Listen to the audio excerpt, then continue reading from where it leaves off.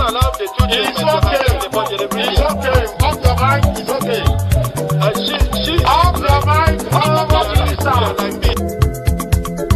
Chai! Now wow, people wey suppose talk truth to power don't off mic. And if we talk, now 500,000 they go sama us, call them hate speech. But fear not, my ego don't come. Ingo torchlight every corner, nooks and cranny of all these bad people where they spoil our country.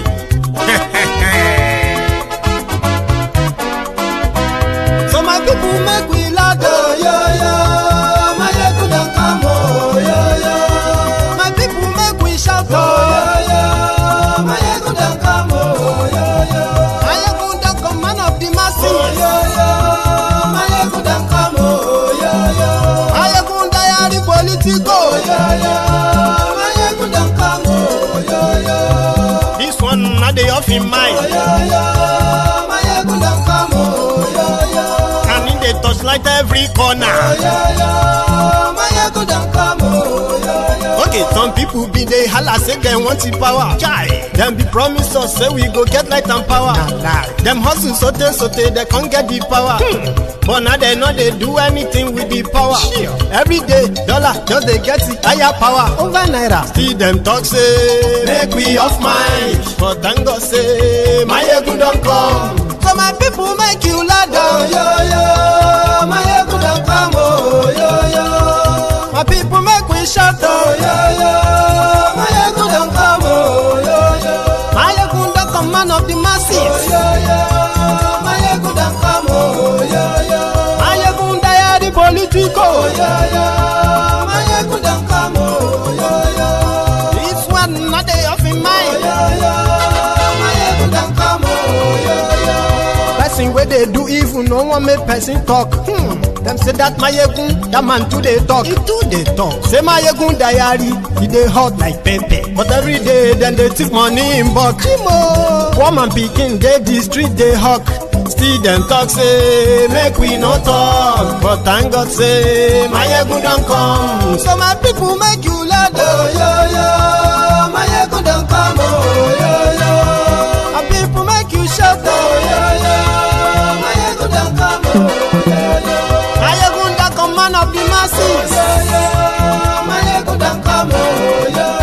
My ego diary politico. My ego don't come.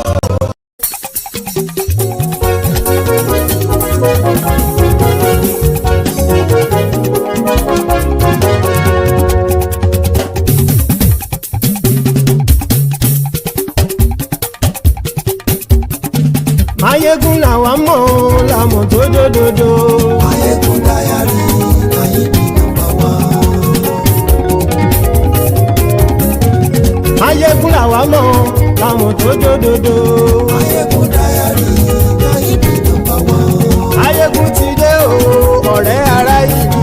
Mayegun diary na you be number one. Lórí Facebook, lórí YouTube. Mayegun diary na you be number one. Gbogbo bó ṣe ń lọ ni Mayegun já wa sí. Mayegun diary na you be number one. Àṣírí ọ̀jẹ̀lú kì í bò níbẹ̀ o. Mayegun diary na you be number one. Bó bá ṣe eré àní Mayegun máa wí. Mayegun diary na you be number one. Ó sì tún ṣe eré wàá gbọ́ níbẹ̀ o. Mayegun diary na you be number one. Mayegun diary politico. Mayegun diary na you be number one. Godfatherism kò sí lọ́rọ̀ Mayegun. Mayegun diary na you be number one. Ẹ farabalẹ̀ sẹ́ o kẹgọ́rọ̀ lẹ́nu o. Mayegun diary na you be number one. Àní Mayegun làwa mọ̀ tó dòdòdò. Mayegun diary na you be number one.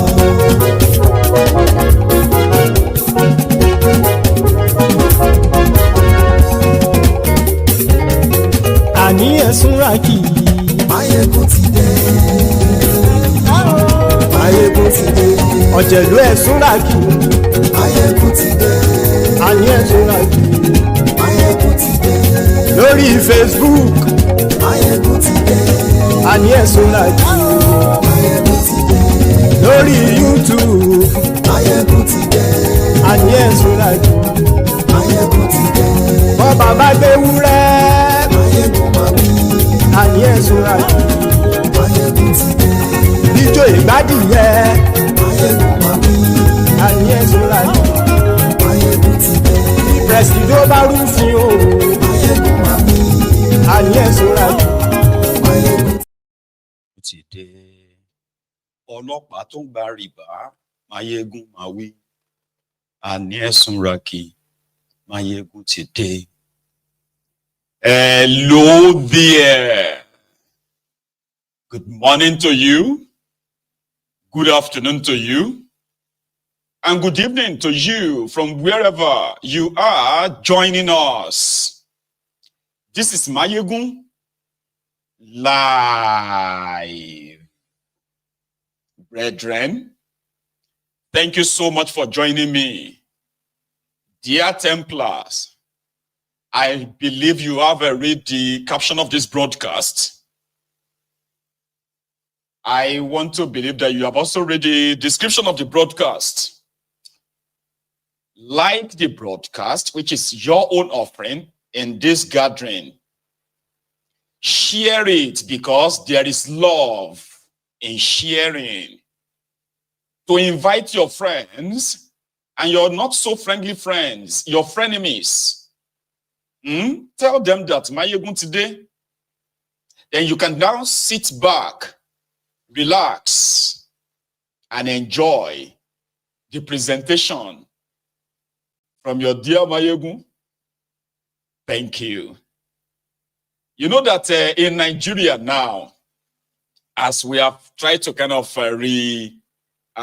present the name, Nigeria, where propaganda is being served in the morning, propaganda in the afternoon, propaganda in the evening, and to those who go to bed hungry, they also wish them to be fed propagandas in their dreams.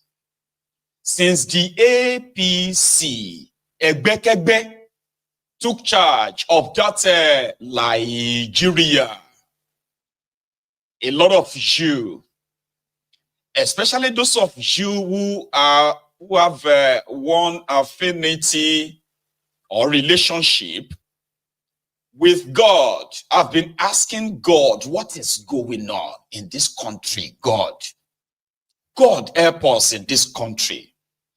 You have been asking for, you have been looking for answers to some certain things, but it seems that the more you look, the less you see. No thanks to APC, Egbekegbe, Al-Qaeda People's Congress, Apayon People's Congress. All promises cancelled. They call them that too. Unfortunately, they have those who believe them. They have those who listen to them. They actually have, the voluntary slaves who genuinely hoping that someday, everything APC, Egbekegbe told them would come to pass. Imagination won't finish some of them until they give up. Some have even given up the ghost. While waiting for whatever APC, Egbekegbe promised them. Ladies and gentlemen, the man that once told you, China statistics will go shop, has been rolling out lies after lies. And there are those, Ronukus, Abobakus, bad stats, bad idiots, Buhari idiots, Buhari deans, Buhari didn'ts, that are also hoping that these lies will come to pass. Nigeria will be great one day. God will put you to shame. One day. Now, it be like say, they have, data is very stubborn. Where you can lie, yeah, I mean, everyone can lie if you want to, but data don't lie.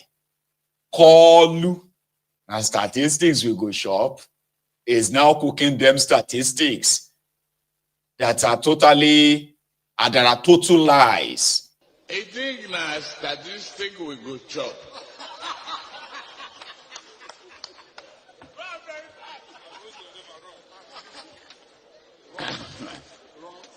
A lie with arithmetic that no Indian can solve it. I think na.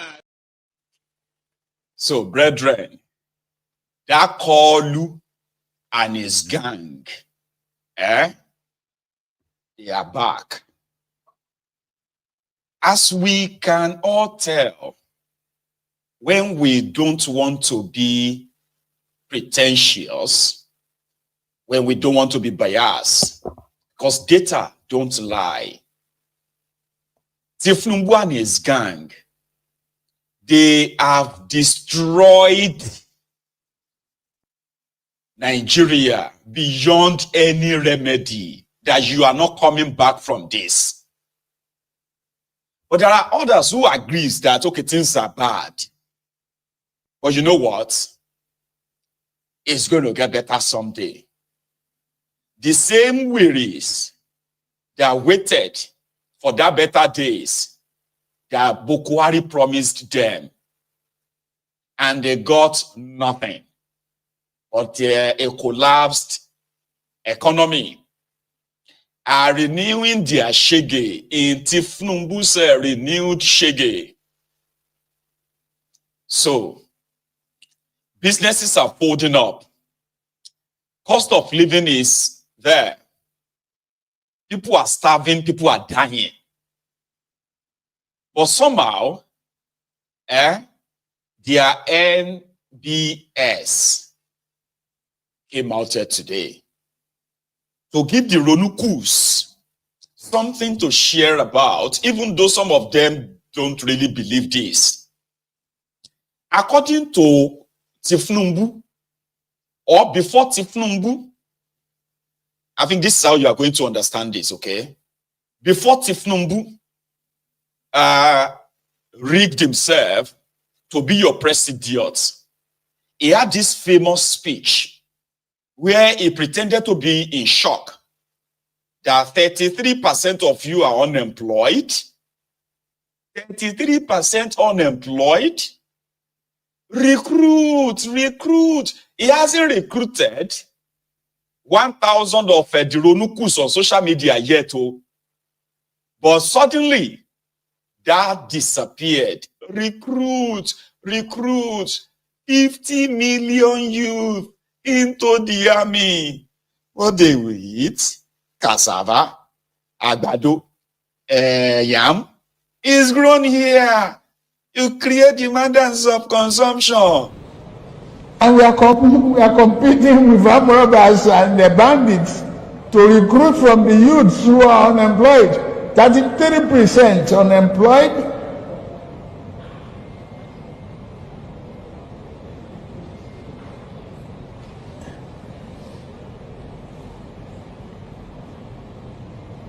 Recruit 50 million youths into the army and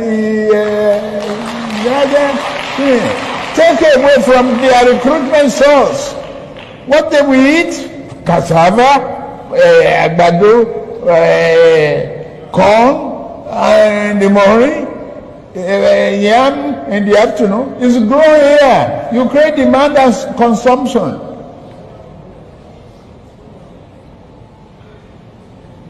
For over 5 million army of boot camps, we create our food.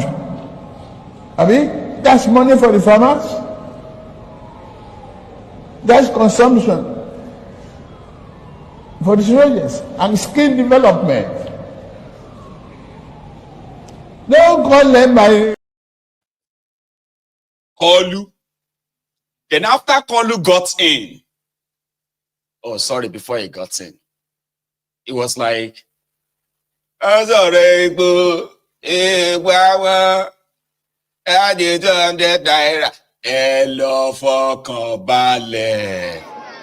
Wọ́n sọ̀rọ̀ epo àwọn á di 200 á di 500. Ẹ fọkàn balẹ̀, a máa gbé wálẹ̀.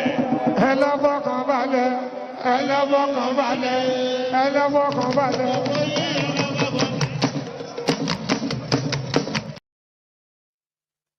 So now fast forward to 18 months after that, more people are falling into poverty, wretched.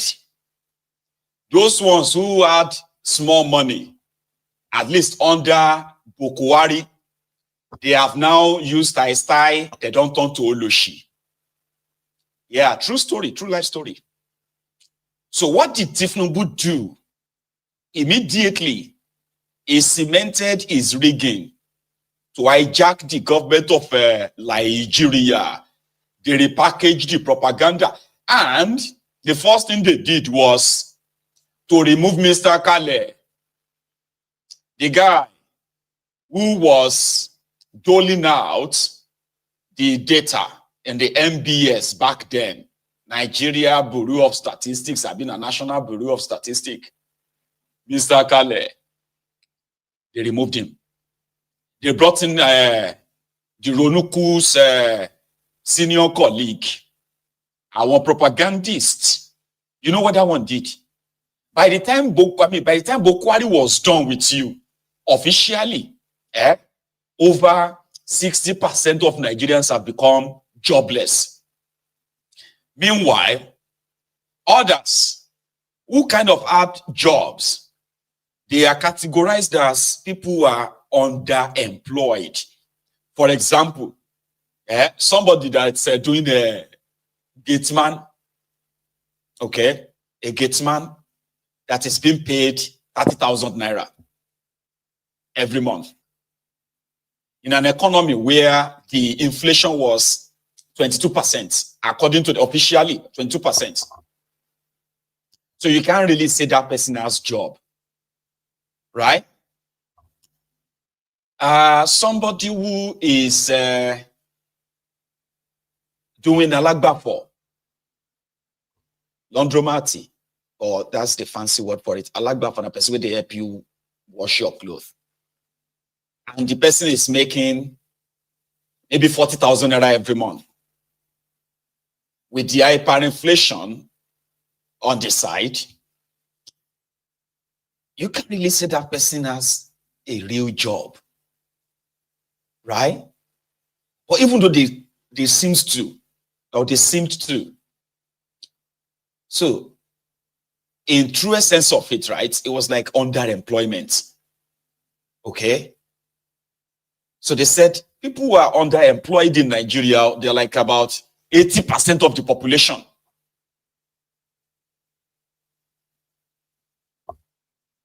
So, when Thiefnubu and his gang came in, you know what they first did? By removing the person rolling out this data, they repackage everything. They said, we are doing mistake. We are not calculating this thing very well. You wait now, 70,000 self now. See, 70,000 that time now still employment.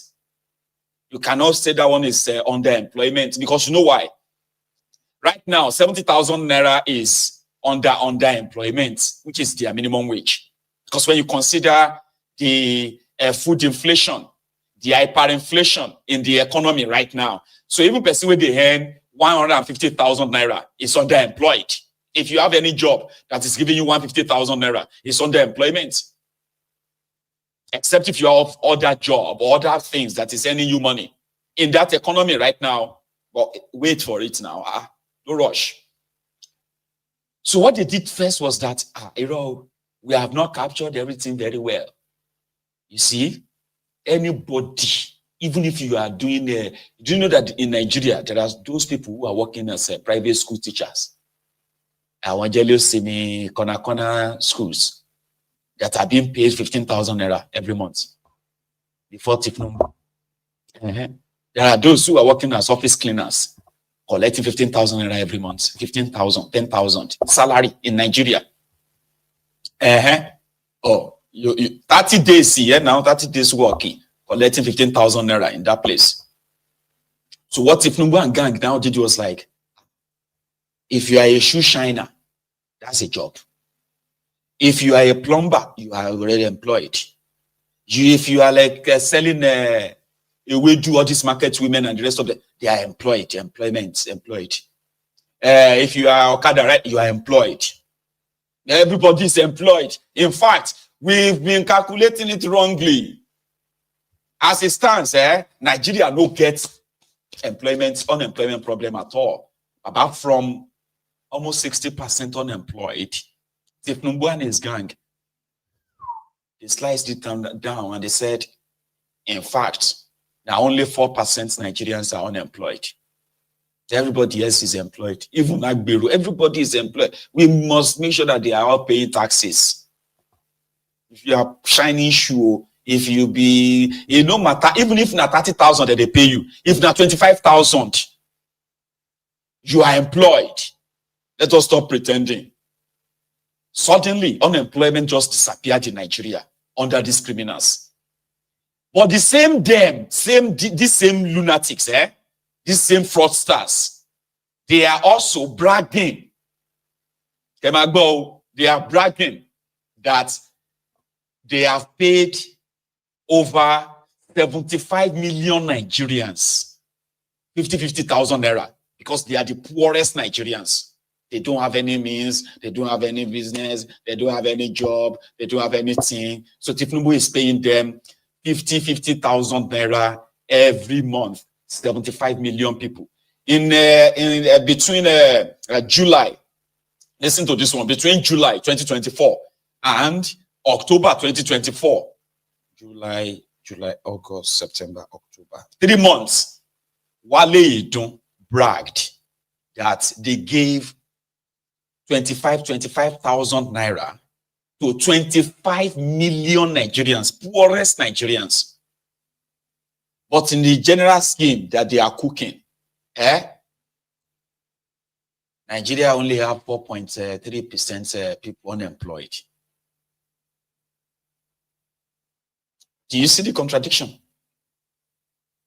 Right now, there is problem of unemployment with Nigerian calculation.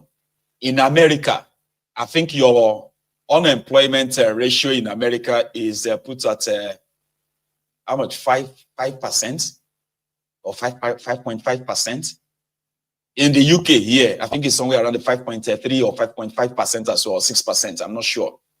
We share over 5% unemployed people in the UK officially. In Nigeria,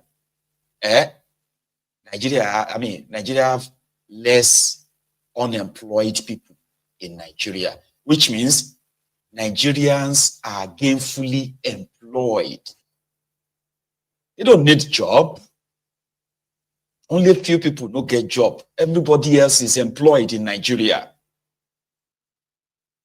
So you tell me, if you are doling out this fake data, investors, right, once they want to go to any country, they will ask for any reliable data. They'll say, okay, we want to bring our business to this place and we're going to need a workforce. So they will look at some criteria. For example, they say, how many unemployed people do you have? And if you lie to them and you say, we don't have any employment problem, everybody is employed, everyone is working. So then, before I even get to that, they will be like, okay, let's assume that you say, we have 50% of our youth, they are unemployed. Okay, what is the population of, what is that in number? You say, well, that's about 70 million young people in Nigeria don't have job. You say, oh, that's a lot. Now let's take a look at their qualifications. How many from these 70 million young people who have no jobs, right, have first degree. You see, out of that, half of them have a first degree. Oh, great, great. So that means about 35 million. Okay. Now, what are their area of expertise, like, their discipline and stuff like that? Right? Okay, they are in engineering, in technology, in commerce, in this, in that. They will begin to pick. Then they'll say, okay, where are they really located? If you have genuine, reliable data. So investors will look at all these things and they'll be like, people in Sokoto, they have 2 million educated young people between the ages of 18 and 35. That means they are educated, they are energetic, they are young, they are mobile. So let us situate this business here. We won't lack workforce. Oh, in Lagos, they have about 4 million educated young people. Oh, these ones will be very useful here. 4 million, which means that we'll get everything we want here, and the labor too, right? So reliable data. But when you tell the world, when you tell the world that you don't have unemployment problems just for politics, to make yourself feel good, and you see everybody walking about, jobless, useless, in that contraption, to the point that Thiefnubu and his gang believes that those who are doing yahoo, they also employed. At least they are making money. We cannot say they are not unemployed too. This is the statistics they are pushing out. And you are wondering that nobody really wants to come and invest in that place. And whenever they find it, finally, look at that meat factory. They said it's coming. That means the world biggest meat factory in Brazil. I went on to go and do the research. The guy is not even the biggest meat factory in Brazil. But Thiefnubu and his gang, they've plastered all the media in Nigeria. That's the biggest meat factory in the world is coming to invest meat factories in 774 local governments of Nigeria.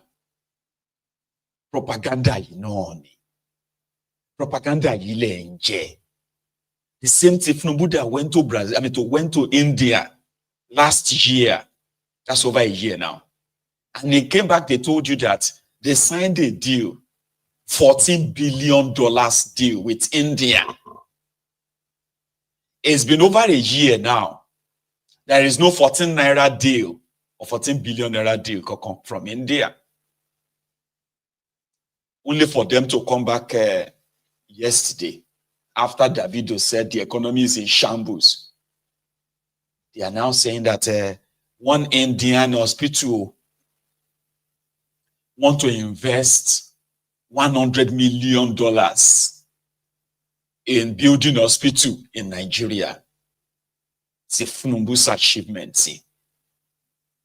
Adeola will say data is very stubborn, to the point that you can lie to people, you can say all these fancy things, you can make them have expectations, but in reality, none of this will begin to add up.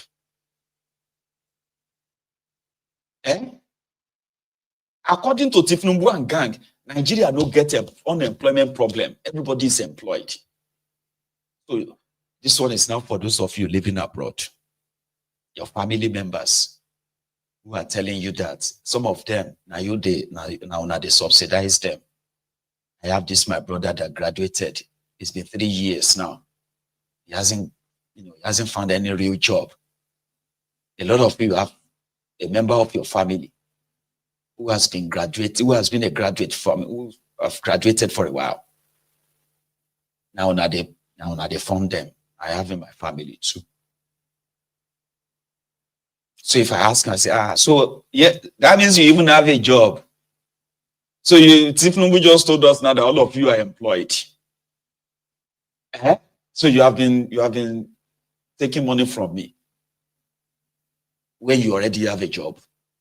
But the truth of the matter is this: Thiefnubu and their cooking figures will finish a lot of you until you have pot bellies, which is going to be quite shocking.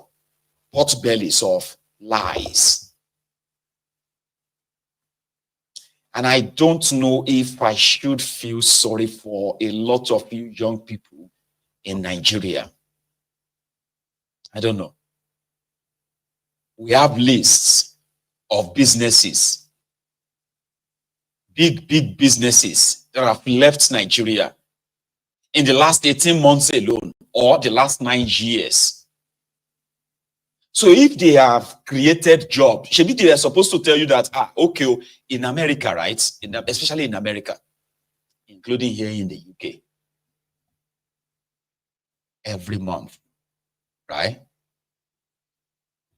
I don't know if that is the name you call is that called a labor secretary? I've been a labor office in America. They will release data of new jobs created in the economy. They will also tell you, whenever they start losing jobs, they will tell you how many jobs have been lost. If a company fold up here, company fold up there, they will put it together and tell you that, oh, America lost maybe 20,000 jobs this month, but they gained back about 55,000 jobs. So in that regard, the 55,000 will cancel the 20,000, the 55,000 new jobs, right? Will cancel the 20,000 lost jobs. So the president of America will say, I created 35,000 new jobs this month. And he can tell you, oh, in the last 2 years, I have created over 2 million new jobs. I have created 4 million new jobs. These ones won't tell you, and they will tell you where and where the jobs have been created. Which sector? Oh, a beverage sector, a manufacturing sector, a technological sector, this and that sector. Americans will tell you where those jobs have been created. And now the numbers is coming down. They will tell you. In Nigeria, somebody will just kind of release data that you cannot work with. Fake data. They will release them. And everybody will be looking at themselves and say, Tony, is that true? Is it true? I don't know. What do you mean you don't know now? MBS said that they've created jobs. Where did they create the job? They are supposed to tell you where. National grid is collapsing. Businesses are struggling like mad. Cost of running business in Nigeria is killing businesses, and you know it. So where Gogoni want to create jobs, you have to be able to tell us. Any banking sector ni, na Bambi ala sector. Because that one too. Somebody said the fact that Thiefnubu claimed that they are giving money to 75 million Nigerians, poorest Nigerians. Maybe that is actually a job creation to them. Now you're not doing anything, you are collecting money, even though we have no record of these people collecting the money. We don't have any record. It's just what they say to us. We just take it.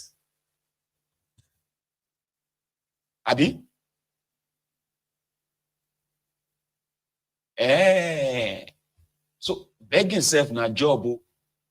Some of them are very much Baba. If you go to Facebook begging, very, very, even though the whole thing don't cast, sure you get. Somebody will be watching Mayegun, and then they will be commenting on Mayegun's diary political that, please help me. I've not eaten for 2 days. But where you see money, where you take buy data, where you watch Mayegun, where you even that your phone, sell them. Sell that phone if you have been hungry for 2 days.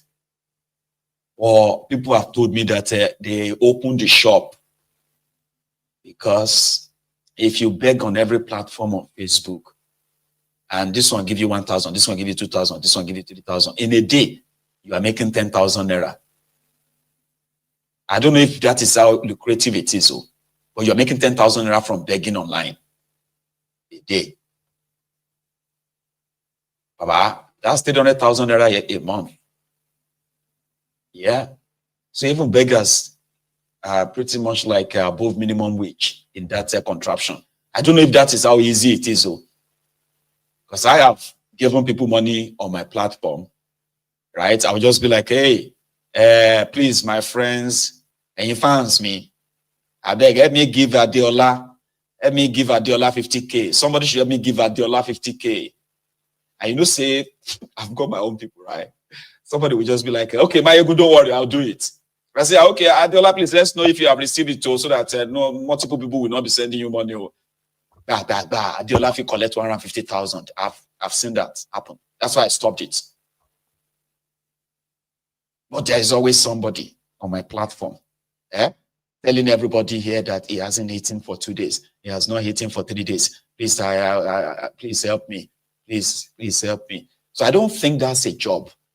So the point I'm trying to make here is this. When the likes of Thiefnubu and Co told you that Shina statistics will go shop, Nigeria Naira is collapsing, the economy itself is in tatters, right?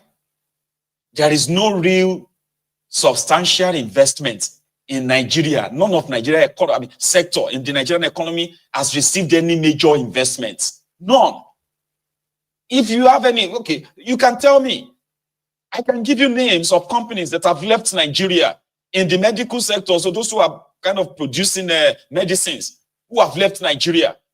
Those who are producing household items, those who are manufacturing food, who have left Nigeria, and they have thrown their workers out there, jobless today.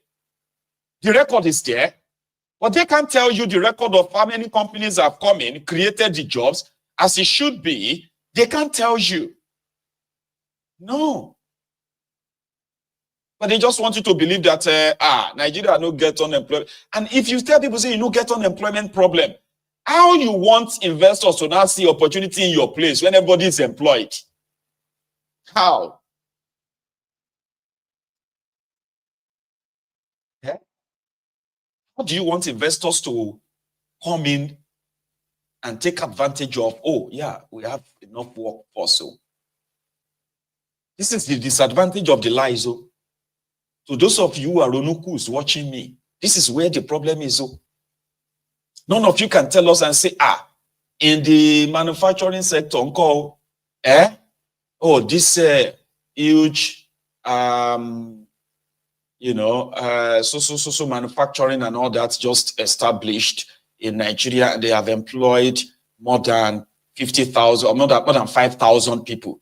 And if you go to this sector, agricultural sector, agric, right, which is should be the easiest one to employ people, right? So you would say, there's this big farm. I mean, we have 5 brand new big farms in Nigeria in the last 1 year, and they have employed more than 20,000 people. Or if you go to this so and so, in the month of October, all over Nigeria, Thiefnubu created 250,000 jobs in this sector, in that sector, in this sector, and that sector. You can't point at them. There is no data except the one they have cooked now. And it's so sad. It's unfortunate. Let me show you what they cook. If you can read it too. No, don't worry. Forget about the one on the left. The guy who tweeted this is now Thiefnubu's special advisor on Twitter, trolling and all that. Igbiri Adeshegun. I mean, the Olusegun, right? But the one on the right is what the NBS released. Okay. Time-related underemployment in the second quarter of 2024 was 9.2, showing a decrease from 10.6. Time-related, those of you who are working on time, 9 to 5. Labor force participation rate among the working age population increased to 79.5% in second quarter from 77. They say more and more of you in the labor force in call, you have increased. Unemployment rate have dropped from 5.3 to 4.3.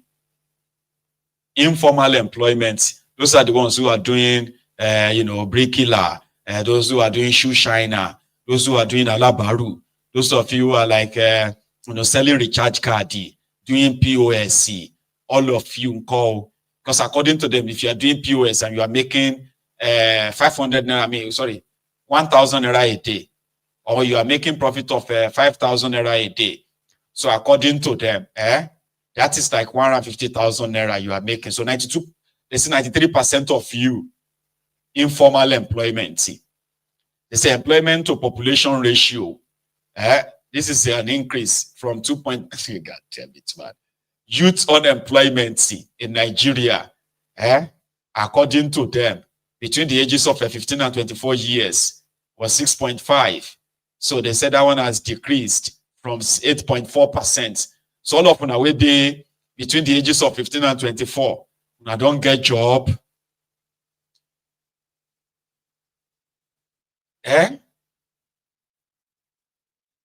Oh my God, man.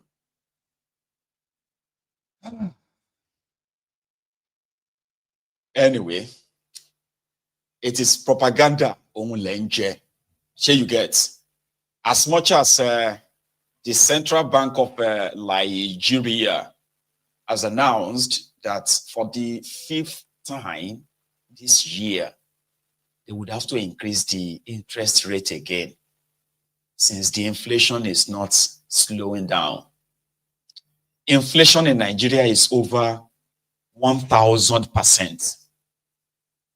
But they officially put it at 35%, 34.8 or something percent. But in reality, inflation in Nigeria is over, some will even tell you that it's over 5,000% from what it was to what it is now. And it's going to get worse. That's not a wish. It is also a fact. People who are hiding the truth from you, spending like they are drunk, hiding a lot of facts from you, giving you false hope. They are the worst enemies that you can think of, the worst of them. And using this false fake data to further mislead the country, the whole country, while they turn around and ask you to go and pray to God. You need to be patriotic and pray to God. They are your enemies. So they asked, what's that guy's name again? He's a senator, all right? And I would rather have him speak first. Just got his name wrong now. I don't want to like, okay, you know what? Number one, there is this rogodinho around the Thiefnubu tax reform. And what Tinubu is trying to do is not only that he is planning to steal more of your taxes by increasing it somehow, right? He's sending people around to lie to you that it is in your own interest. So the demoted Dani Bulaba was on a rise. I'm sorry, was on AIT earlier today. I don't know if his arguments can convince you. I am not convinced. So they are sending people out to lie to you more. Tinubu has hired more liars that will help him to tell you that whatever you are going through, you should just keep going, okay? That it is in your own interest. Like this guy. and welcome once again. Thank you for having me. Good morning. Good morning. My voice is a bit hoarse, and I hope Don't worry, viewers will manage. By the time you finish talking, it will clear, because you will need to talk to Nigerians today about what the expectations are. Okay, let's begin with this tax reform, really, because that's one naughty issue, I will call it, since that bill was proposed. Many have said it is against them, particularly those in the north. But today, the explainer, in his part 2 of explanation, of course, he's been doing this for some time, is trying to explain to Nigerians that it will do a lot for the country. But that doesn't seem to resonate well with the country. Could you explain to us exactly what this bill really is all about and what it will do to Nigerians? So thank you for having me. And I want to say from the point you said that it has not resonated, I think that that's because there is not enough sensitization because of the politicization of the entire process. So even if you have a good intention on a subject or a plan or a project, the minute on the other side there is an opposition, either by people who have not understood, who have refused to understood, or they have their own fears, and the fears have not been cleared, there is a tendency for the generality of the people to think that maybe the bill has some problem. But the 4 bills do not have any problem. Actually, they are a tax administrative system that is expected to revolutionize the country, harmonize the so many inchoate taxes that have not been efficient, taxes that have been are being received disproportionately, and taxes that probably have not been effective in revenue generation.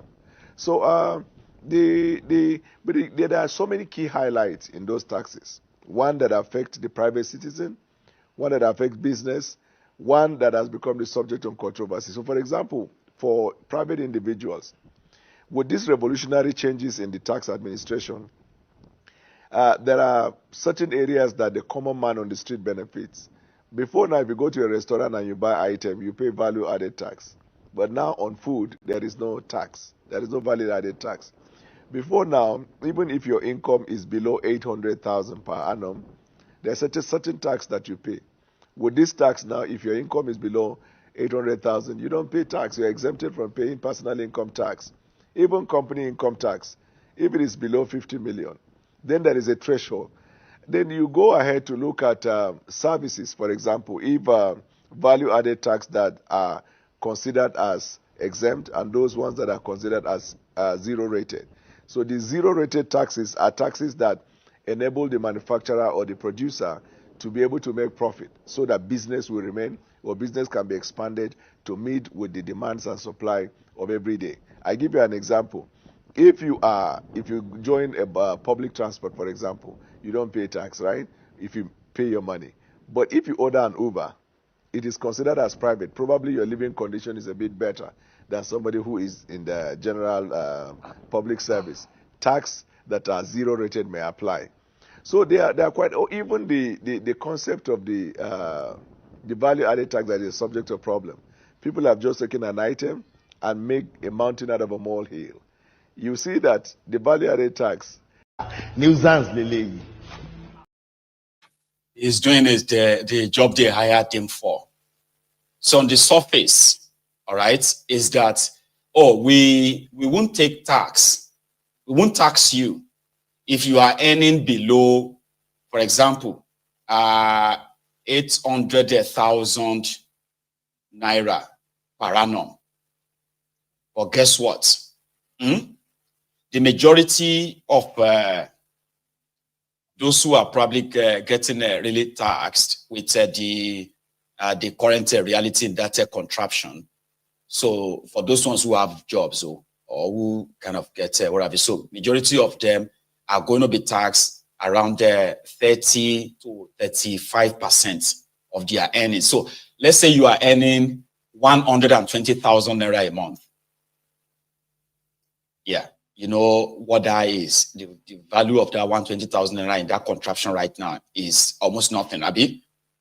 So per annum, that is going to be somewhere around 1.2, 1.3 million. Okay? So that means they will take 30% of that from you. It never used to be that much, right?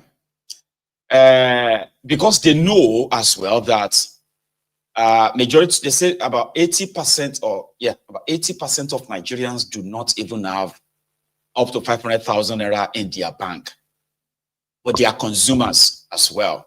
Whether you have money in the bank or you don't, whether you have a job or you don't, so you are a consumer.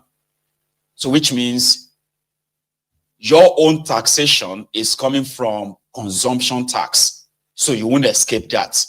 So on that one, they've increased that one from what it was, 2.5 or so percent. They've increased it to 7.5%, and it's still going up to 10% of that. So whatever you buy, whether na sugarcane or whatever you buy, right?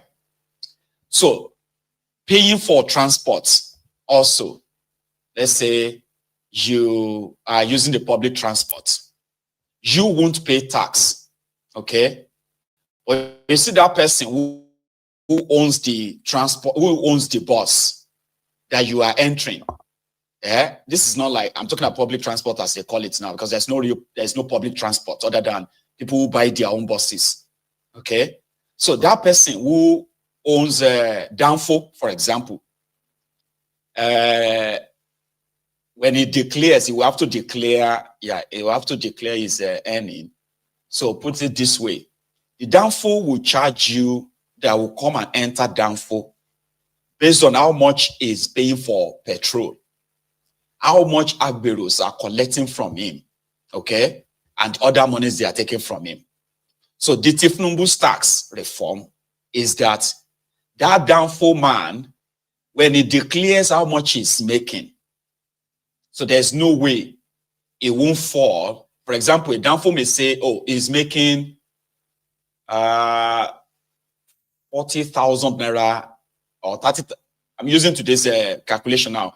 Is making 40,000 naira a day, okay? Or let's say he's making 10,000 naira a day after paying for petrol, paying all the Agberos and the rest of them. So that 10,000 naira a day will be taxed by about 30 or 35%.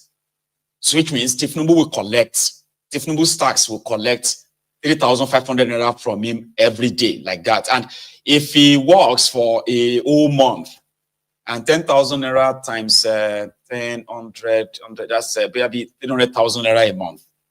So 300,000 naira a month, and then in a year, that is going to be like 3.6 million. Sure, you know, say that one don't pass 800,000 naira threshold like that, Abi. So they will take 3.5% of that. So whatever they are billing from all these businesses, the ones they call public, you, the consumer, will still be the one to share it. Yeah, you'll be the one to pay for it. Because Danfo will not lose his earnings simply because he won't pay tax. I'm using Danfo now. Here you get now. So that if you go on and use Uber, yeah, they will tax you. They will tax the Uber.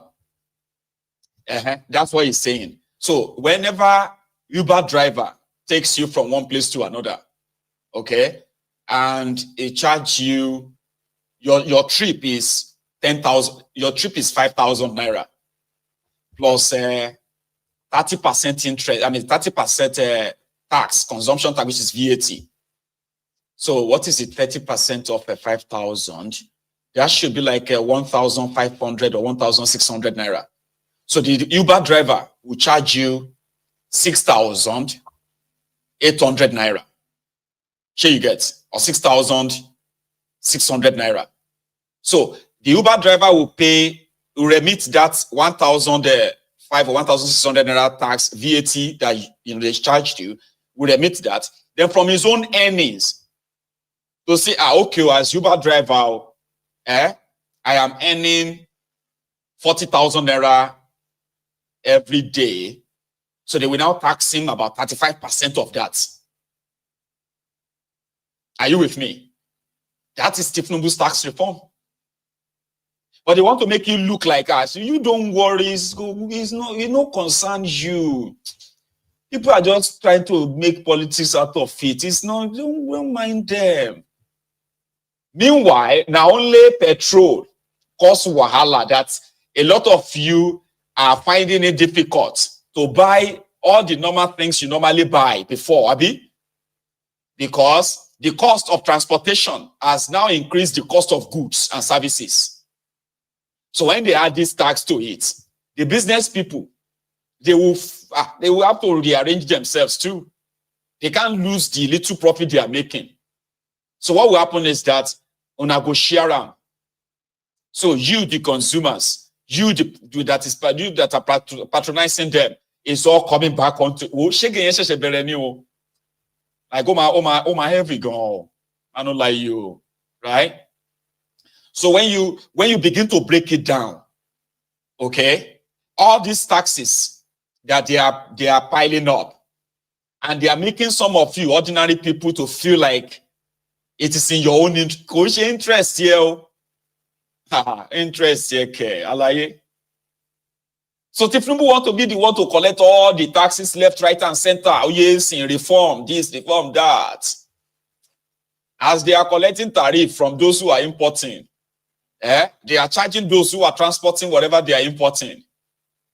And those of you patronizing them too, they are charging you.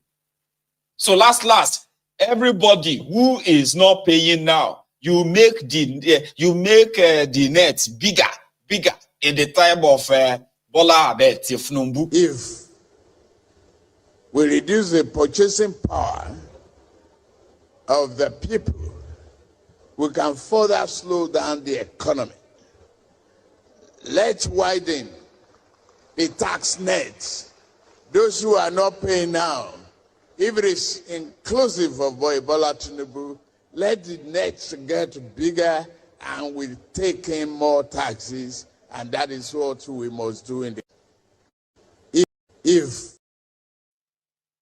Oh, I agree. Somebody said that there is a need for tax reform. I agree. But you don't tax the poor. You don't tax people that you have already economically strangulated. What you first do is you invest in the people. You invest in them. And how do you invest in them? By ensuring that, number one, let's start with this one. Number one, provision of a 24 hours electricity. Yeah. Improved in electricity generation and distribution, which will actually help a lot of businesses on their own. Improve infrastructures like roads, rails, and all this. So when you invest in the people, and the people became gainfully employed, productive, then you tax them.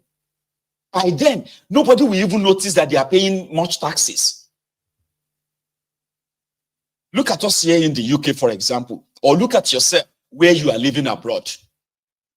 When you check your pay slip, and you check how much they take from you every month, instead of you getting angry, do you not look around and just be like, oh, what the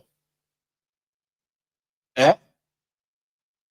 You invest in the people first. Let them have access to quality education. Empower them through all the means whereby they can actually like be productive. Where you have factories everywhere, people are, then you can tax them. You don't tax people that they are the ones, right? They are the ones providing their own water. They are the ones providing their own electricity. They are the ones paying for their own education. They are paying for their medical bills. They are paying for all the things themselves. And then you turn around and you are squeezing them for whatever you can, even though whatever you are squeezing from them is not being reinvested in them.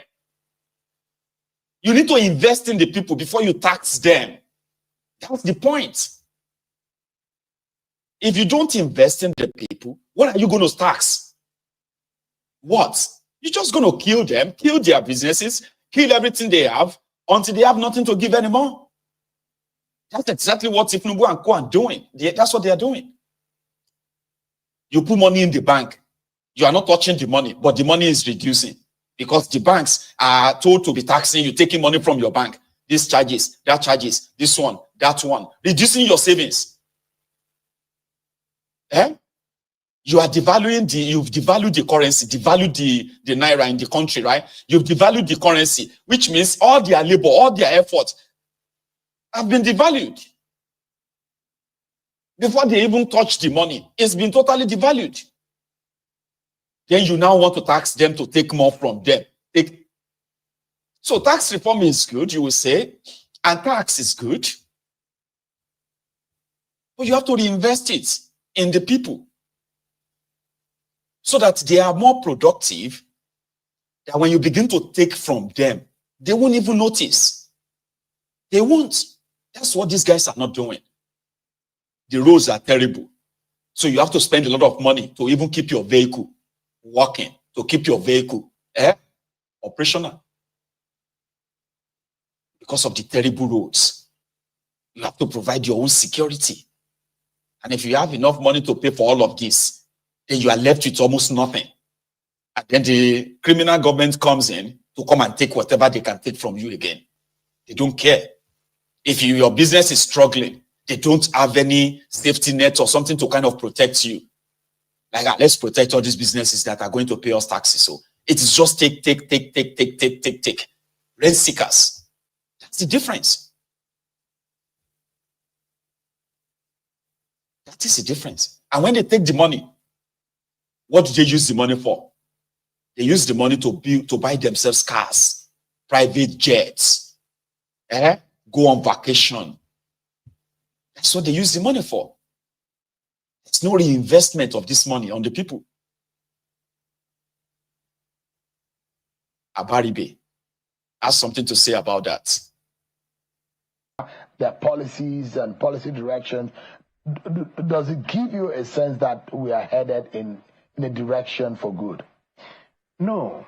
My sense is that, yes, we are here, okay, let us just do our best and just move on. If I come, like I've come today, and I said, I think that we need to tweak it a little, then they will start shouting, oh, you're against the government, oh, you're an opposition, so we don't expect anything better, this and that. You know, that is exactly what we think. My sense, really, is that, just like a few other people have said, I do not think most of the policies of this government were well thought out. Usually, when you have a policy, you will know, okay, this is the time lag before it takes off. These are the things that may go wrong. These are the other areas, and this is how we course correct. Right now, what we have, a set of people who claim that they know everything, and so no course correction. Oh, we must do this, we must go from A to B, and if you don't like it, it's because you are not in power. That is my sense. My sense is really that, first, the age-old thing that is said, that you cut your coat according to your cloth, is what you first do. You don't live as if you are still in the 70s when we had surplus money and didn't know what to do with it. Is that what is happening right now? So tell me, why do we have to buy a new plane? Why do somebody even wake up and now say, oh, even the one that the vice president is using is not good, we need to buy another one? Why do we have, I mean, there are so many things. But you and your colleagues approved all of that. Well, you were in the National Assembly when all of that was I am in the National Assembly, but I can tell you for a fact that nobody, quote me, show, nobody brought anything to the National Assembly to say, please approve this for purchase of a new plane. So it was done without the approval of the National Assembly? I'd say it was done without my knowledge. Nobody, I never saw any document, and I've always been in the National Assembly. Ask anyone. None. You know, they just do things, and we just continue to say, okay, so that we do not rock the boat. Let it not be seen as if there's so much turmoil in government, because everybody wants to see that things happen. But ask them, was there a request? None. And what does that mean?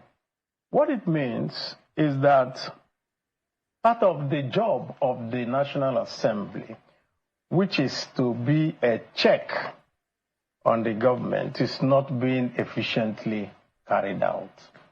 That's what it means. If government money is being spent without appropriation, and their policies and policy directions. See, nobody is bold enough to actually initiate an impeachment of Thiefnubu. Fiscal responsibility, where monetary spending is, is based on appropriation. They talk about this reform, that reform, but they don't have themselves to reform. They are living, they are asking, they are telling you that the country needs money and the country is broke. Therefore, you must endure the pains, the austere measure, the austerity that is currently pervading the country. The hardship that you are witnessing, well, is baby step of pain. You have to sacrifice. But they are not sacrificing.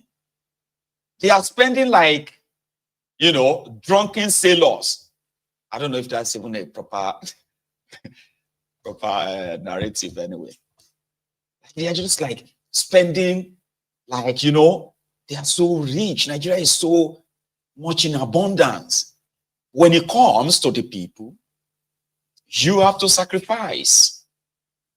Abaribe is in the National Assembly, is enjoying part of the largesse, because the National Assembly of Nigeria increased their own 2024 budget from 145 billion naira, 109 people plus 360 people, so 369, 469, so 469 people, less than 500 people budgeted for themselves, 142 billion. But by the time their patch approval will come in, these guys approved nearly 400 billion naira for themselves. Nearly 400 billion. That's how much they approved for themselves for 2024. And this is minus about 6 trillion naira that they padded into the 2024 budget too. And he's a senior colleague of the National Assembly. So he's getting his own share as at when due. The only thing we could cause wahala is when they don't give him his own share. But he's probably not among the top 10, criminals in that National Assembly, who are really collecting their buck. I don't know about his own constituency project and how far he's going about that. So this is what makes it impossible for all of them to ask questions. And that's, like he said, they don't want to rock the boat. So he said more. Listen. Oversight over the executive. Are you and your colleagues going to fold your arms without doing nothing? There's a sinking fund in government budgets that is called, I want to remember the name now, where all manners of funding is in there without there. But we appropriate that fund. They can take anything and they can spend from there. You can, if you have, let's say you have an emergency and you have to spend, you don't appropriate for it because you have a fund for it. Senator, are you worried that a lot of Nigerians perceive you and your colleagues as rubber stamp lawmakers? That you actually just look on and see things just being passed without a consent, without a proper check and balances that should be in place in the kind of democracy that we operate? Well, what I'm worried about is not that perception. Usually there's always a perception that the National Assembly, what I'm worried about actually is that some of the time the public doesn't also appreciate the limitations that the National Assembly faces. That is just the thing. So I know that we are not as pugilistic as expected. But like I explained in some other station, we have gone through a curve. We started with a pugilistic approach during the time of Okadibo, Rayosanim, and all that, until we got to the time of David Mark, and of course the high point was during the time of Bukola Saraki, and then from the time of Lawan, there was an attempt to say, why don't we, for the interest of the public, cooperate and do things in such a way that it will not be seen as so much antagonism between the two arms of government. And that has been what has flowed over into the Akpabio regime. But we also continue to tell the leadership of the National Assembly, and we make it very clear that in bending over backwards, you don't fall on the ground. You can bend over backwards to make things so that the Nigerian public is what should be the ultimate recipient of whatever you do, either as the executive. I'm highly disappointed of Nigerian government because the Nigerian government were highly disappointed in them due to foreseen circumstances. Definitely, I'm one of those people approving. People should die in coronavirus is more better than people should die in hungers. Hunger kills more than coronavirus because some people are less privileged. Due to foreseen circumstances that I said it, some people are less privileged, which they are based on daily pay, which are not even based on salaries. But our government thinks that the lockdown is the best solution to coronavirus, and proving it to an extent and to the levels of alacrity that if someone die in coronavirus, it's more efficient to die in hunger, because some people will be at indoor. Thank you, Professor. They are all in on it. Unfortunately, they can't ask questions. They can't rock the boat. It is turn by turn. When it is your turn, maybe you can begin to allow them to ask you questions, okay? The only time they will ask questions will be if their own share is not sent to them as at when due. That is the only thing that will cause problems. But if their shares are being sent as at when due, the whole thing is just going to be just said, don't go to Renshi. Yeah. See no evil, say no evil. Kind of. You're on your own. You're on your own. So I saw an expose. This one is in Ebonyi, where Francis Nwa, what's his name again? Nwa Firu. What's the name of that governor of Ebonyi again? Hang on, I'm gonna go look for his name. Nwifuru, I think. He did his own sort of follow-up on what was reported as medical materials for Ebonyi State health centers. And this was diverted by some guys, the evil servants of Ebonyi. They diverted a material. Even though what I was saying, they're just like, books, like printed books and all that. I believe there is more to that. So he traced them to a warehouse or property where they are keeping this stuff. And he expressed his total disappointment that, Abba, people will say the government is not doing this, the government is not working, or the government is failing. But you guys who are civil servants or evil servants, you can actually do this. I'm going to share that clip with you so that we can both see what these guys did in Ebonyi. Yeah. Are you saying that today is the first day? It's not as if I wanted to come on a Saturday. No, are you saying that today is the first day you're loading this thing here? For the first time. For the first time? I have not met that man before. That Mr. I don't even have his number. Have you ever come to answer this question? Have you ever come to No. still very valid? All of them. These are materials that don't meet all this congested area. So we now needed to move out. Where are you from? From Ohozat. Okay. Take one of these.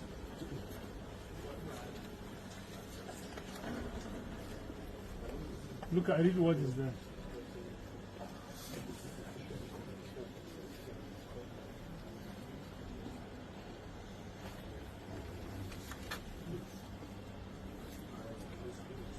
Read it out. Health Management Information System Daily General Attendance Registry.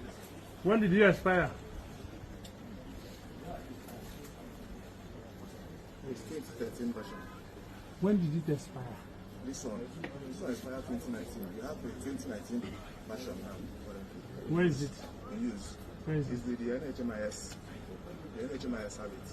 They arrest him.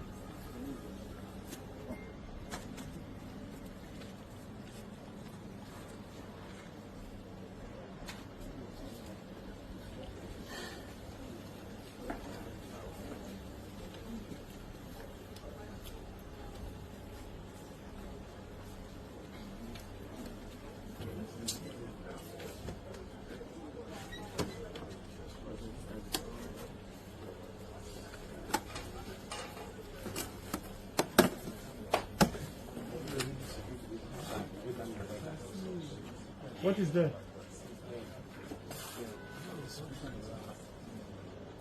Bring it out. Read what it is. It's a non-polio vaccination card. Huh? It's a non-polio vaccination card. Okay. Has it expired? We're not using this one again.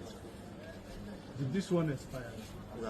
This is available for us now. Do you have the new one? Yes, we have a new one. Where is it? Non-polio. Yes, non-polio. Non-polio. Yes. Get one card here.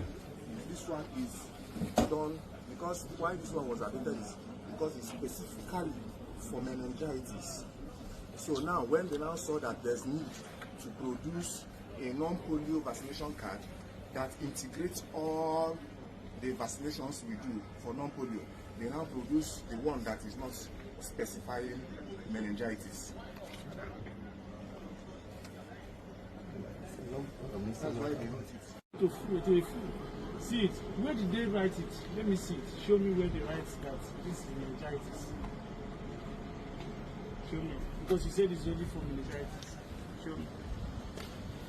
What is written here? Show me in that card you have. Is it updated? Yes. So which one is replacing it?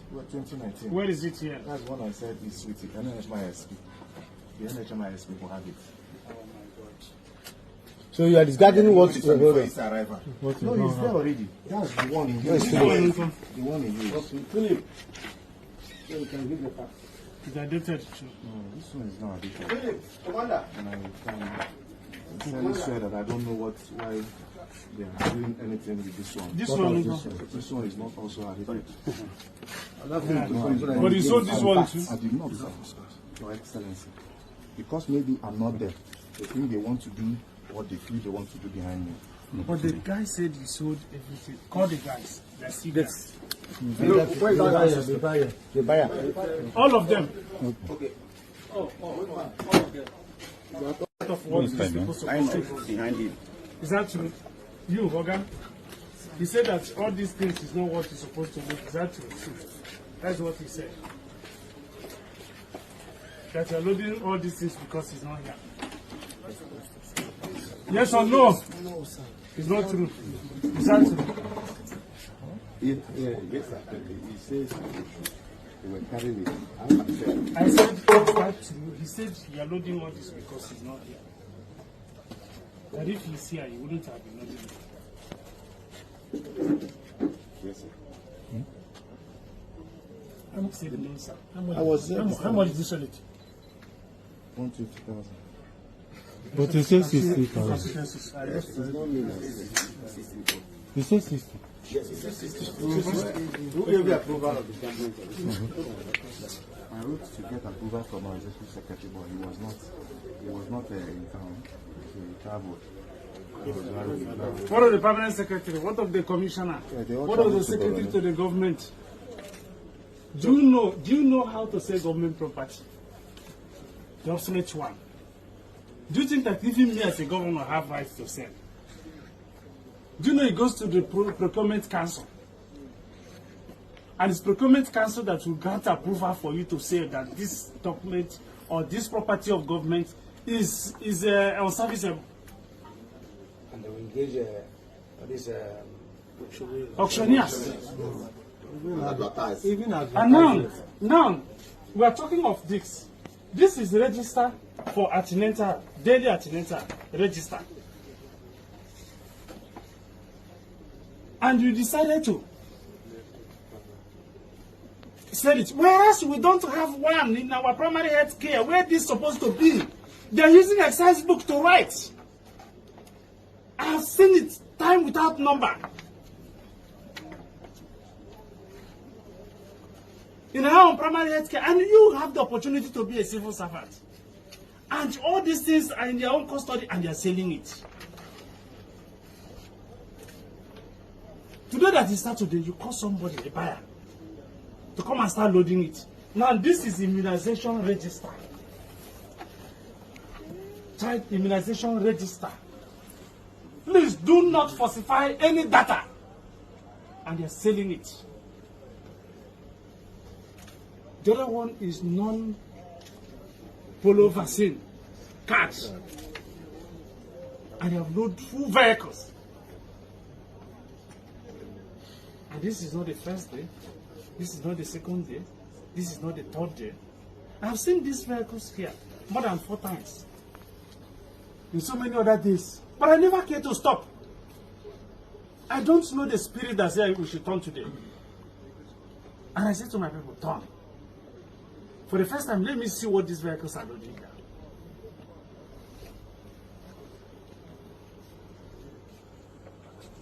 Even me, for not being in office for almost 2 years, I've sucked in more than 6 billion naira in buying equipment for the primary health care and the general hospitals.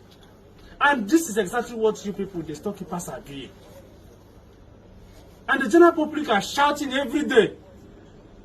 Our health facilities are getting total moribund. It's totally dilapidated. We need health facilities. We need health facilities. We need equipment in our health facilities. Then look at what the people are doing to government. I pity you. What are you saying? Your salary and what you are getting is more than this. Our children, our women are suffering every day.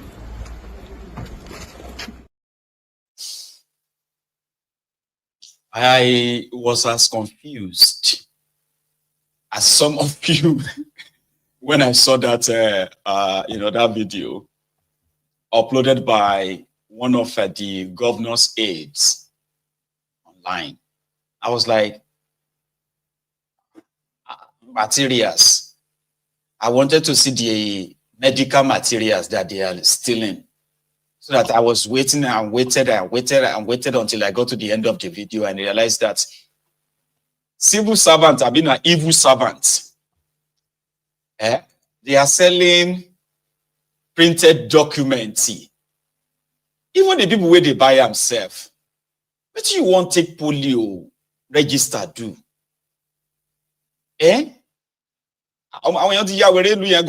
People don't run, people get mental problem for that place. So No joke, they will sell anything and everything if you are willing to pay them money. Shit, you go buy paper with 220,000 naira. Go take and sell suya. What they go use the paper for? Eh? Resell it to the government, Abi? I don't understand. I don't lie you. People mad for that place. So, there is a community in Enugu. I want to get the name right. It's called the Iwolo Oge village in Eziagu, in Enugu. People raise the alarm. I've been seeing it for a while, but just never for once seen a video to back it up. You know, Enugu is known for coal. And somehow, Nigeria has never found it or, deem it fit to generate power from that same coal. They could generate power from coal. Do you know that? Enugu alone can generate their own power. 24 hours electricity using coal. No joke. But this community, Iwolo-Oge village in Eziagu, they have been bombarded where tens of trucks are loading illegally mined coal from that community every day by Chinese. And all people have to do is just to look and, look and laugh. Look and laugh. All I have to do is to look and laugh, like they just look and laugh. The government of Enugu State, and even those people who are supposed to be the government of the local area, they just possibly just look away too. Once they grease their palm like that, everyone is fine. So maybe this will bring an attention to it. How could Chinese come from all the way from China and then be illegally mining coal in trucks, and Nigeria is letting that leave Nigeria? Illegally mined coals. 10 trucks, you can get 10 trucks. Coal, without any compensation. Man, truck can okay, go to the 10 buffalo buffer. Unu say bank it, unu be okay, 10 trucks, no compensation. Call be made for call, so for bond them dey be na ko ye o ye ha mewu na wo unu tukuyo Tinubu youth iwo ndala. Na the company e kwa keso na with escort. Call agugo, no compensation. With escorts, Nigeria police providing security for these Chinese. Tens of trucks every day. And I don't think the government of Enugu State or Nigerian government will say they don't even know they are there. And we also know that this similar illegal mining scattered all over the country in Nigeria. Illegal mining. And half of these illegal miners in Nigeria, they are championed by Chinese. There are other nationalities who are doing it in Nigeria. If you go to Osun State, they are mining almost everything mineable there, including gold. They gave honey of Ife. The honey of Ife, they invited him to China. He's in China. I don't know if he's back now. I think he's still in China. The honey of Ife. Waiting honey they go do for China. The Chinese took him to China because of the Ife gold that has been, they have been mining that. But they mine gold for Ife. And they are giving peanuts to these royal fathers to look away. Did you see that area? Did you see this area? This is the area where millions of dollars worth of coal is being mined every day, all year round. Look at the surrounding. Look at the area. 10 trucks, you can get 10 trucks. Coal, without any compensation. Man, truck carry. Okay, go to 10 buffalo. Unu say bank it. Unu be.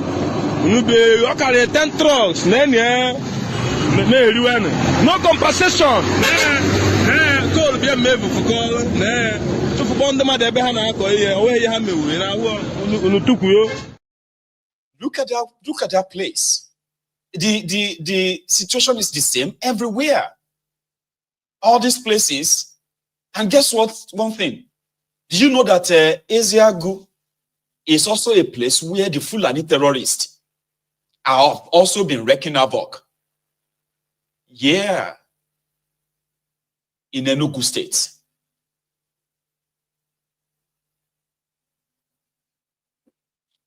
I'm talking about the Fulani terrorists. They have returned to Benue. Yeah, they have. And on the last count, this was yesterday when the news broke, 13 people were slaughtered in a community called, it's actually like a market or a farm settlement area, by the way. It's called Azege Settlement, Mbaya, Tambo ward of local government area of Benue State. Let me say that again. A settlement called Azege Settlement, Mbaya, Tombo ward of local government area of Benue State. As of this morning, they finally, have over 20 people confirmed killed. 23. They have returned. Similarly, the same Fulani terrorists, they've taken a family, the 3 people from the same family in Kogi. Oh, what's the area there? The area is called it's a market area too, right? It's called the Ankpa local government area of, Kogi State. This family, these 3 members of the family went to go and buy stuff for the burial, sort of a burial arrangement of their mother. On their way back, the Fulani terrorists will laid them on Ankpa Enugu, Ankpa Adoka Makodi Road in Kogi State. They kidnapped them, then they sent a message to the family to come and pay 50 million naira ransom, or they should forget them. This was yesterday. A single day. In 2 different places. Terrorists struck. They killed 23 people, kidnapped 3 people. They're asking for ransom. Yeah. It's unfortunate, man. Like if they say may Nigeria no happen to you, may Nigeria no happen to you, right? It's such a prayer that some of you should try and endeavor to at least say amen to, even though you do not have any control over it. Nigeria is still going to happen to all of us as long as that contraption remains what it is. So you don't want to be the victim before you realize that Nigeria is like, it's gone. The like of Ribadol, Thiefnubu's NSA, and others have been going about to try to ram it down everyone's throat that Nigeria is safe. You can move everywhere now when it is not. In Niger State, 2 days ago, the same thing happened. Like, I don't have the figure, but people were slaughtered as well. In Niger State, another set of terrorists in that part. The story is the same everywhere. But it has gotten so much that Nigerians have become so cold. Okay? That if you tell them, Omo, did you hear what happened in Sokoto? Say, what happened? Hey, terrorists, they killed about 20 people. No, tell me what happened in Sokoto, Jare. That one is not news. because Nigerians have become insensitive, cold, like the death is like the death at too many, like, you know, that doesn't really bother them anymore. So if you are hammering on it, you are likely going to be considered as a, you know, inciter. You are inciting the people against government. Government is doing everything to stop the killings. So can't you talk about other things? Leave the people that are killing people. Leave them out. I mean, let's talk about other things. Like what? The whole world should, like they are doing for, you know, they're doing for Ukraine or Gaza and all that. They should be doing it for Nigeria. People are dying silently, but the criminal politicians and the media in Nigeria have done so greatly well to hide this from the people or to play it down like it's nothing. It's nothing. It's not a big deal. You know? And it's unfortunate, to say the least. Right? So I really don't want to start another controversy this evening because I came on to have a very lovely chat, which we have had, you know.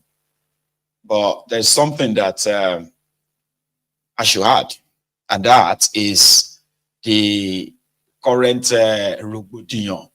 It may be nothing though, right? But it's still just cooking. Seyi Thiefnubu becoming the governor of Lagos State.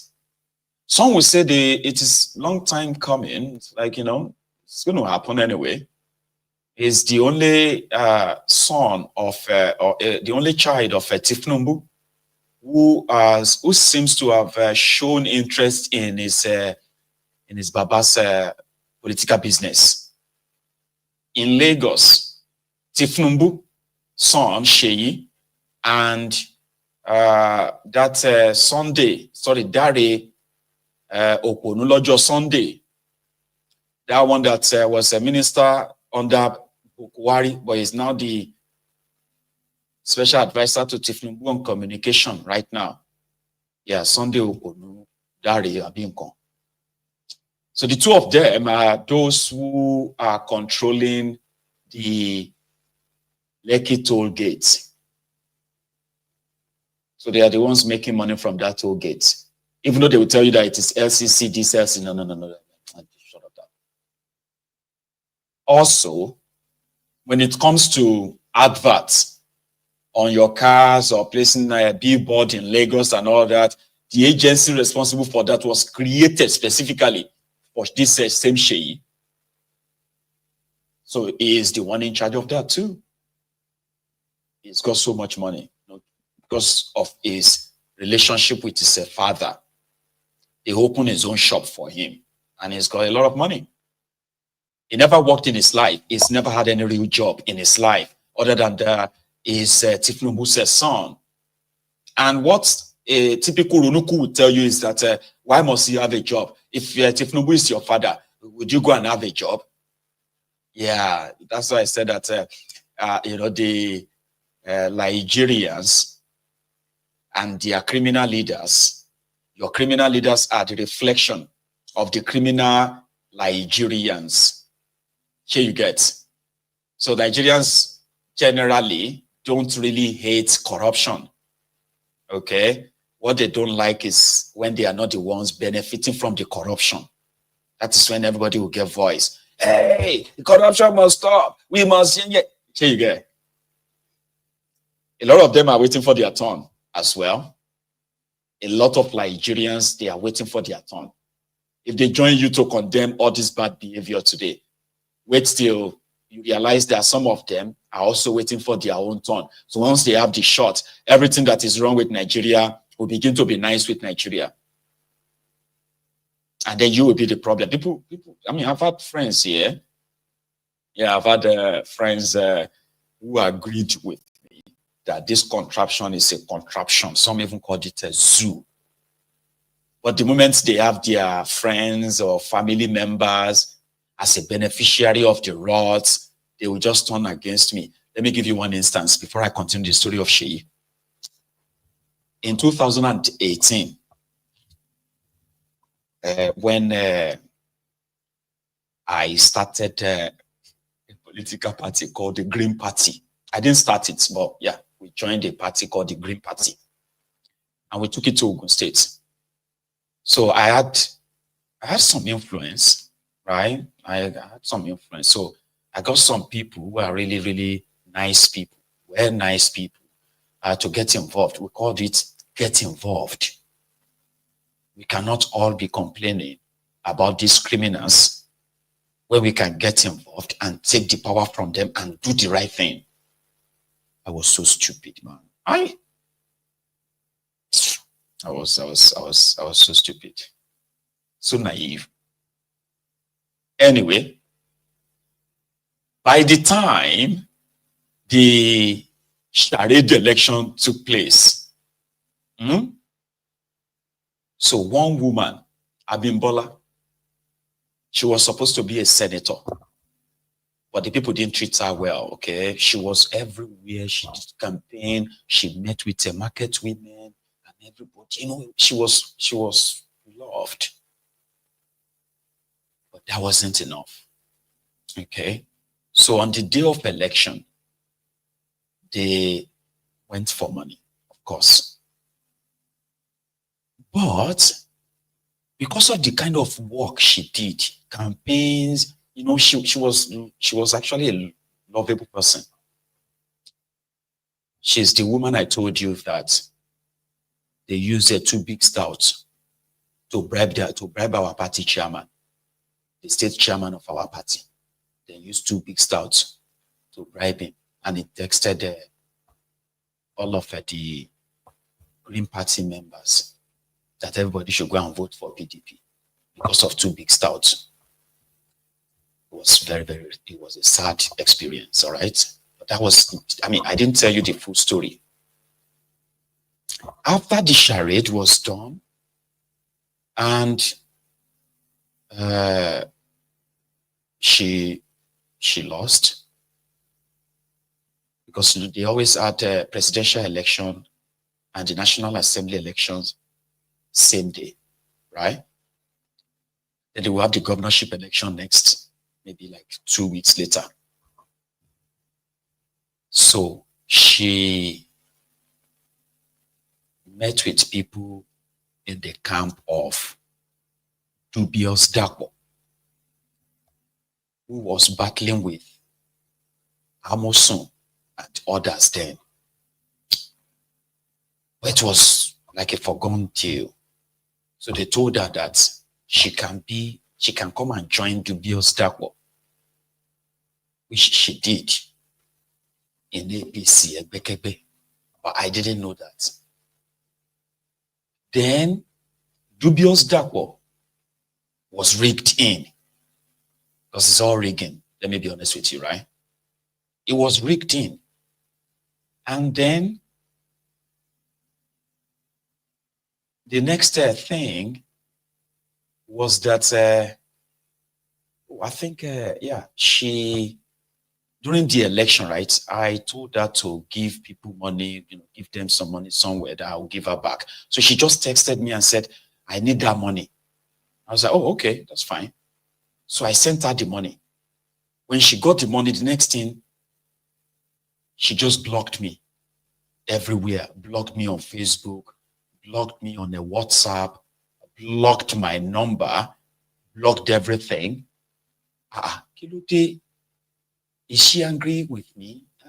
Did she feel like I didn't do enough to make, you know, I was kind of, until when I was told that they've appointed her as one of the committees, inauguration committee for Dubious Darko. Tibimbola, you don't have to block me. We don't have to be enemies. I don't know if that's part of the condition that you see that you need to cut relationship with that Mayegun. If you want us to compensate you, Darko will compensate you. So don't worry. So then, I mean, they put her in the list of inauguration. They have about 400 people So she was put in charge of people that will serve cocktails at inauguration night. So you know me that I was like in majority of all those groups. So people, they send me stuff. I say that Abimbola, I won't give you the full name. She was a wonderful person, right? But she didn't know then, or I didn't know then that I was alone in criticizing bad behavior, bad this, bad that. I always want to go to the end of the world to stand with my principle, stand on my own principle, stand on my own integrity. Yeah. Now only me. It was only me. Abimbola. Those of you who remember, you're going to be remembering her right now. Some of you were following us that time. Almost she blocked me everywhere. But they were just trying to use her. She's not the target. I was the target. But she didn't know. They had nothing to offer her. But they told her that they were going to give her appointment so that she will make back all the money she spent. I won't say I motivated this woman to leave America to come and run for office in Nigeria. And she did. So she blocked me everywhere. And it pained me because I really, really liked her. I was wrong. The reason why I'm telling you this story is that there are so many people that we are condemning this bad behavior together right now. We are calling these criminals right now. They are agreeing that Mayegu, you are right. Mayegu, you are right. Now, Layo, some of them are looking for a chance. Once they have their own chance, they go cut off this lousy Mayegu. This one we just they talk. They don't hate corruption. They don't hate these corrupt people. Some of them are just looking for a chance to get closer. They then have their own share. Waiting sweet me pass, Auntie Bimbola, I don't know if you are watching. You know, waiting sweet me pass. That was the only appointment they gave her to serve cocktail. She waited and waited and waited. They will give her appointments. Give her appointment until when they started trying to sexually harass her. I don't know how far they went with her, but they started sexually harassing her. And she's a very principled woman. Like, when I tell you that I actually liked her, like, she's a very principled woman, married and, hardworking woman. I say when she started seeing some ragtag, dirty-looking things, asking her that she should come and open her pants or something like that, that's when she felt like, nah, I'm just going to go back to the US. But she cut her relationship because of these guys. She ended it because of this. So that's why, that is why if I say something, I'm saying them from experience.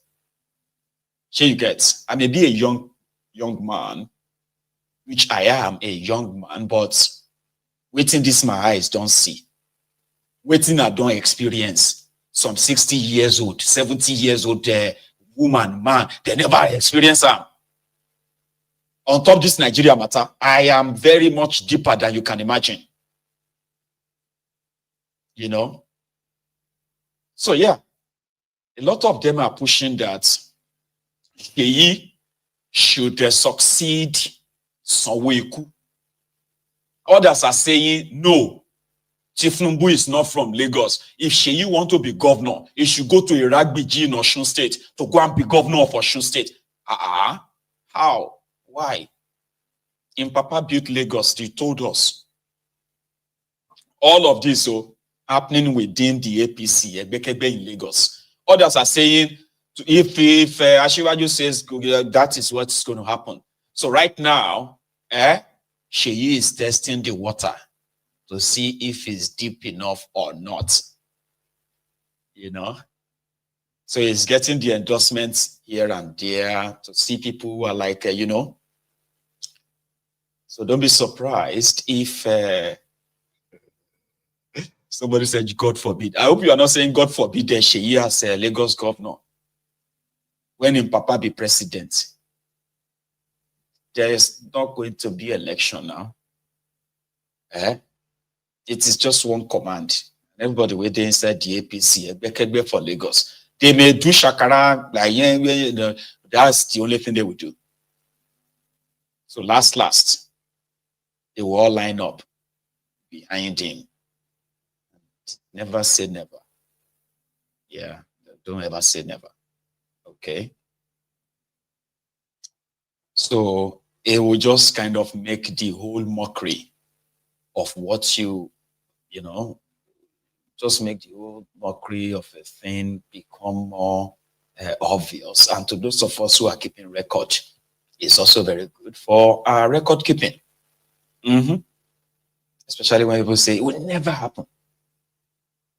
That kind of cracks me up, by the way, when people say it will never happen. I'm like, okay, when it happened, right? Maybe you are going to. So right now, from what we have heard, it is that a lot of people are opposed to the idea, while some others are very much interested in the idea. So whatever plays out, I shall be there. Inshallah, I shall be there. Okay? So through my dad. Just like that. He's a young man, you know, he's younger than me.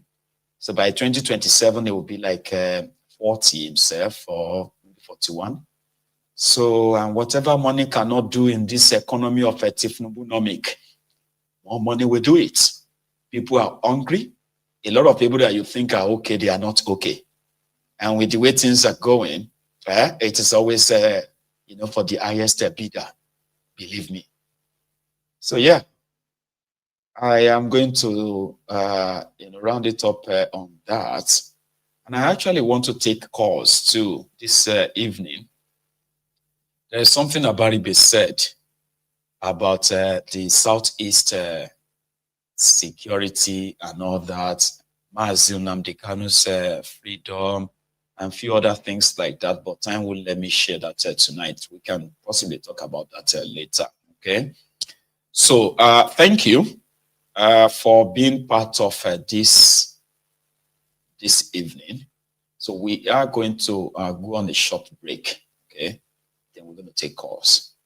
Now, if you have anything to add to what I have said so far, or shared so far, it will be your shot or your time or your chance when I come back. So the sponsor for our phone-in segment on Mayegun's Diary Politico is the Ya Rasulallah's digital business trainee or opportunity for you. And if you are pretty much looking for you know, an alternative extra source of income legitimately, you might need to scan this QR code on your screen. Please do scan it, okay? Scan it, and then it's going to take you straight to a website that will explain everything you need to know about this opportunity to you. I have been promoting this for a while, and I've been told that a lot of us have been reacting or responding to it. So thank you. So I am going to be back in a minute or two. But remember, if you have to go, just make sure that you like the broadcast, okay? And yes, I'll be back.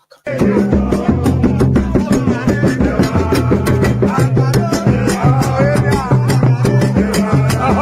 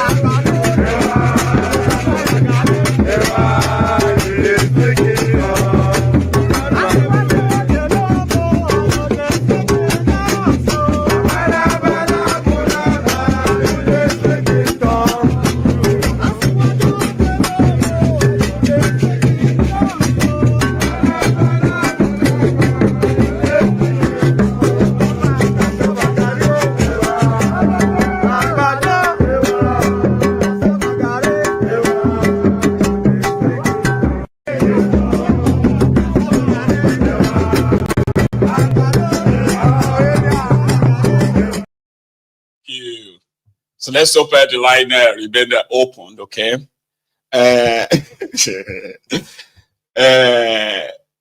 Okay, I don't want to say that, but I think the person will know that it's you. Born in Michigan.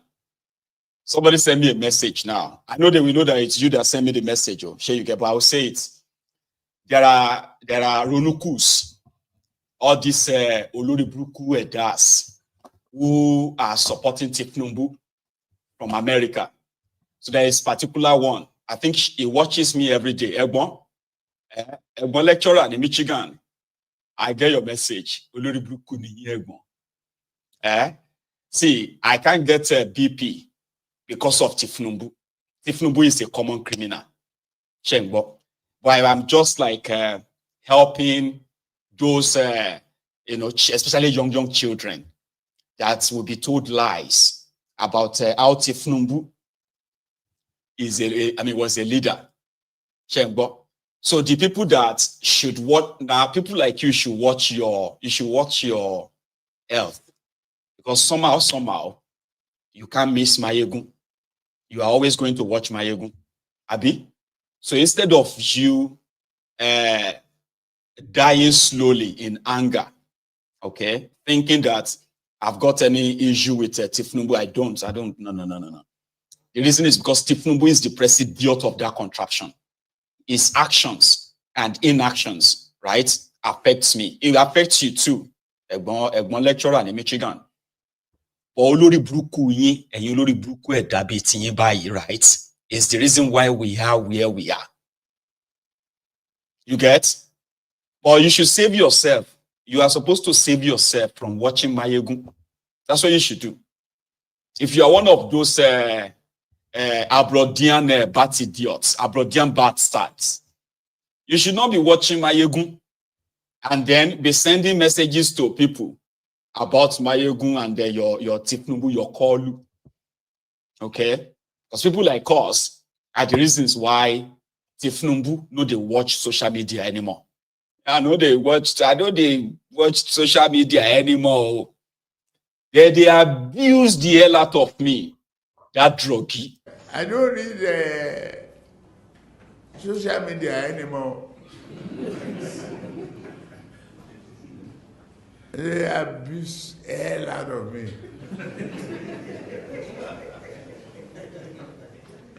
If I read it, I get high blood pressure. I get angry. I don't read it. So, if I want to hear anything, my children or any of my workers will tell me, this one say this one. If I'm tired, I say, please, forget it. Awalama Tinubu. That's why he won't watch social media anymore. You this Olori Bruku Eda. Now you de Michigan. Maybe your family de Michigan as well. You are a lecturer that can possibly live properly. You are American, Abi. But you are not going back to the shithole. Okay? So that they are destroying the lives of the young people in that contraption is none of your business. They are all criminals. Even Peter Obi is a criminal and all of the Olori Bruku. It's not Peter Obi that is making decisions destroying Nigeria right now. So let's hold the one that is doing it. Stop watching Mayegun, Kemalo hypertension, Kemalo Kudano Sibite Wayen. Because every evening, every day is to make all of now see what you are supporting and the destruction you are bringing upon the lives of young people. You can't go back to Nigeria. You are a lecturer in Michigan. No tutu. Very soon you will retire. You can't go back home. But you are here on Mayegun's Diary Political. You are tuning in every day, Abi, watching Mayegun. He said, Thiefnubu, the rain syndrome, Ashirieda. Go back to your shithole and go and live where with your Thiefnubu. They call you. Anyway, I have a caller. Hello there. Hello, Michael. How you doing? Hello, sir. I'm very well. How are you? Yeah, I'm calling from Texas, but I would like to talk to you on a private note. I don't want to talk over here online. That is I don't know going how to I be can. an extra. So maybe we can do that after the program. I am not going to be able to promise that though, right? I barely speak to people after, off here, but yeah, I'll kind of, I'll mind the number, okay? And maybe immediately after the program, we can do that, right? Yeah, but it can be another time during the week. If you send me a message and say to call you, I can call you during the week. I just want to have some time. I sent you a message on this platform for you to. Yeah, no, that's the problem. Like, I'm trying to kind of be honest here, you get right. The only time I check this phone is mostly when I am in the studio, right? It's not something I take with me. That's why I'm like, if we have to, have a chat like this, it's got to be like either immediately after the program or on the program. But yeah, I'll pay attention to the number now, okay? And possibly reach out. Thank you. Yes, sir. You have a good one, okay? Yep. The line is still pretty much opened, okay? If I want to know more about you, right, I will ask the person you always message, Mr. Michigan, lecturer in Michigan. You know yourself, at least you are watching me. That is why you are messaging somebody closer to me. You think you are funny. Very soon, last, they call you Baba America, Baba Michigan. Your what do you call it? Your family members back home, when they want to describe people like you, and some of people like yourself are in London too. They've been in London, they've been in the UK for 40 years, 45 years. Some of them left Nigeria when they were in their 20s. Nigeria don't deteriorate so much. They are retired right now. They can't go. You can't go because most of you also have some medical problems that, if you go to Nigeria, so somebody like us are outing the criminals that will not make it easier for you to return to Nigeria. Because if you return to Nigeria, despite all your money, it's just a matter of time. And you know last, when your family members want to describe you, they say, you know that Baba Michigan. Hey, okay, you mean that your brother that lives in America? I say, okay, but that's how they'll be describing you. And I know go back to the shit hole. And the people that want to go back there, where your criminal druggie and all those criminals are destroying the place, right? Making it more, unlivable for people that people are jackpying, like they are running away from the place. But you, Michigan, you they get stroke for prick.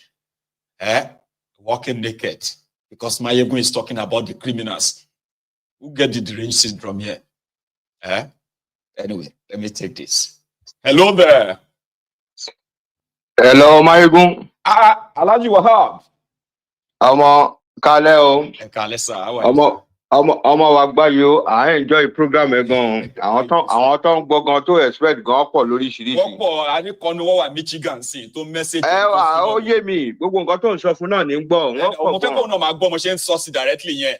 Ọ̀lẹ ni wọ́n. Ó jẹ́ dábẹ́ àwọn tó wà London náà tó wà káàkiri, àwọn tó wà ní Lagos Island náà gbọ́. They can't return to Nigeria because some of them, number one, they can't have access to better health care. Despite all their money, they have to be here. No tutu yìí náà ni o. The way they said that came in BP to Thiefnubu. Chief Tinubu gan apa àdúrà mi Ọlọ́run jẹ́ kó lo 20 years ni, but 20 years bó ṣe máa lò kò yé mi. Èmi ò gbàdúrà kó tiẹ̀ kú, mo gbàdúrà kí Tinubu kó lo another 20 years. Nigeria máa divide lójú ẹ̀, ọ̀dẹ̀ máa gba Yorùbá nation yẹn. But torí program yes, sir. I'm very interesting. Máa ń gbádùn ẹ̀ lójoojúmọ́ bí òyìnbó ṣe ń gbádùn sìgá. But nǹkan tí kò fẹ́ sọ lórí ọ̀rọ̀ Èkó yìí. Yes, sir. Kò ń ṣe pé bóyá ọ̀rọ̀ pé bóyá Muslim ni ẹ́ àbí Christian ni ẹ́. Ẹni tó bá jẹ́ Mùsùlùmí kó máa gbọ́ nǹkan tí ń sọ yìí. Ọ̀n lè bàálù ẹ̀ jẹ́ kó lọ sọ́pọ̀ òun kó lọ Saudi Arabia. Possible. Ipò ò ní visa ọ̀n níjó wọlé. Because ibẹ̀ yóò ń ṣèlú ẹ̀ kò ń ṣe bìláàdì ẹ̀ nílùú ẹ̀. Ìlú tèmi ibi tèmi ti wá ní Lagos State, ibẹ̀ ni ìyá mi ti wá, ibẹ̀ ni bàbá mi ti wá. Èyí tẹ̀ ń tẹ́tí gbọ́ Lagos Island wàá bì ló sọ̀rọ̀. But kò ń ṣe pé bóyá ọmọ Tinubu ó ti sọ̀rọ̀ tán, Ọlọ́run jẹ́ ò sọ̀rọ̀ tán Máyégún. Wọ́n ń tẹ̀sí wọ́tà ni. Torí gbogbo ètò ń sọ yìí, wọ́n ní owó, wọ́n ní agbára, but àwọn kọ́ ló lẹ̀mí anybody Tinubu kọ́ ló lẹ̀ ní ẹ̀mí ọmọ ẹ̀ àwọn tó ń gbàdúrà lójoojúmọ́ wípé kọ́lọ́run dojú tì wọ́n ẹ má dákẹ́ àdúrà irú èmi yìí náà ní dákẹ́ àdúrà ẹ̀gbọ́n Tinubu bàbá àwọn tó ń gbọ́ kọ́ lọ jíṣẹ́ fún yín kẹ́ jókòó sáàrin ilé yín Ọlọ́run máa dojú tì yín kẹ́ má jáde rárá but èmi wá ń sọ kinní kan ó lè já àwọn ọmọ ẹ̀yìn gan lọ́lọ́run máa fi ṣètùtù fóun náà because òun gan ti fìyàn ṣètùtù accident lè happen ó lè jẹ́ one accident kan péré lọ́mọ yẹn ò sí ní gbérí mọ́ èmi ò gbàdúrà kan tó dá fún Ṣèyí o but bàbá ẹ̀ ti ṣe nǹkan burúkú jù ilé ayé yìí ó ti so simple jù Ọlọ́run ọba láàánú làwa náà máa kéèké láàárọ̀ tó bá kẹ́yìn anybody máa sọ̀rọ̀ Yorùbá nation mọ́ kọ́ máa sọ̀rọ̀ Lagos mọ́ èmi ti dúró yìí máa sọ mo kọ́ni kan fún ọjọ́ tó wá bíbá ẹ̀ mú mọ̀ ẹ̀kọ́ jíṣẹ́ fún wọn ẹ má fowó já wa láàyà àti rówó rí àti à ń jẹun lé wa but bàbá yìí kọ́ ló ní Èkó nǹkan tẹ́mi kàn fẹ́ sọ lálẹ́ yìí nìyẹn tó bá sọ pé èèyàn òun ló build Èkó wọn ò ní pẹ́ máyégún jọ tó lọ fún 3 minutes torí tó bá náà òun ló build Èkó àwọn tó bá jọ́ ọmọ Èkó tó bá sọ pé òun ló build Èkó kọ́lọ́run dójú ti ìyá yín nù sàárè kọ́lọ́run dójú ti bàbá yín nù sàárè.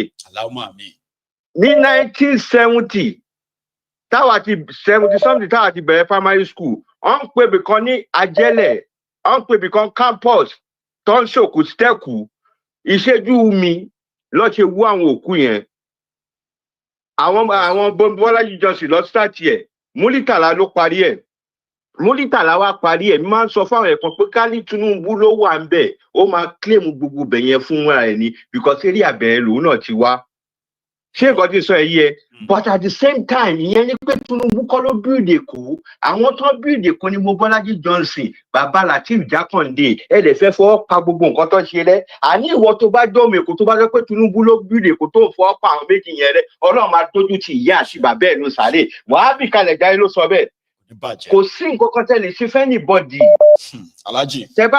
tọ́jọ́ bá sọ pé mi máa bọ́ ọwọ́ yín ló wà ẹ má máa jáyàn láyé ẹ má fowó já wa láyà wá gbọ́ ti rówó rí bọ́tẹ́ ẹ̀ wá ní ìkọ̀kan pépà lásán lẹ ní ẹ̀gbọ́n Tinubu pépà lásán lẹ ní àwa àti ìyàwó yín ẹ ní 1 billion ẹ ní 20 billion ẹ wá lọ yá 2 billion ẹ wá lọ wá yá 2 billion káàkiri ẹ wá gbégbá bábíàlà lọ sí Brazil ìpè kan yá yín lówó ṣé president Argentina tó wà lẹ́gbẹ̀ẹ́ wọn ọ̀hún rí bó ṣe ṣe ni bó ṣe túlù wọn ṣe ni ẹ̀yin dẹ̀ fowó ra private jet ẹ̀ fowó ṣe kínní bàbá Tinubu ọmọ da wáìn sí yín lójú gbẹ̀yìn ibi tẹ́ bá lọ mí ọmọ da kọ́sí lára ní àwọn òyìnbó tẹ̀ ń lọ bá àwọn arábà tẹ̀ ń lọ bá ọgbọ́n ìsìn jù báyìí lọ ilé ayé social media láwa Nàìjíríà ní good reputation everywhere 419 lọ́mọ̀ wá sí ẹ̀yin náà tó wá gbágbájá 419 yẹn wọ̀ wálé ẹdùn kan kíní kan kí ló ti ń pè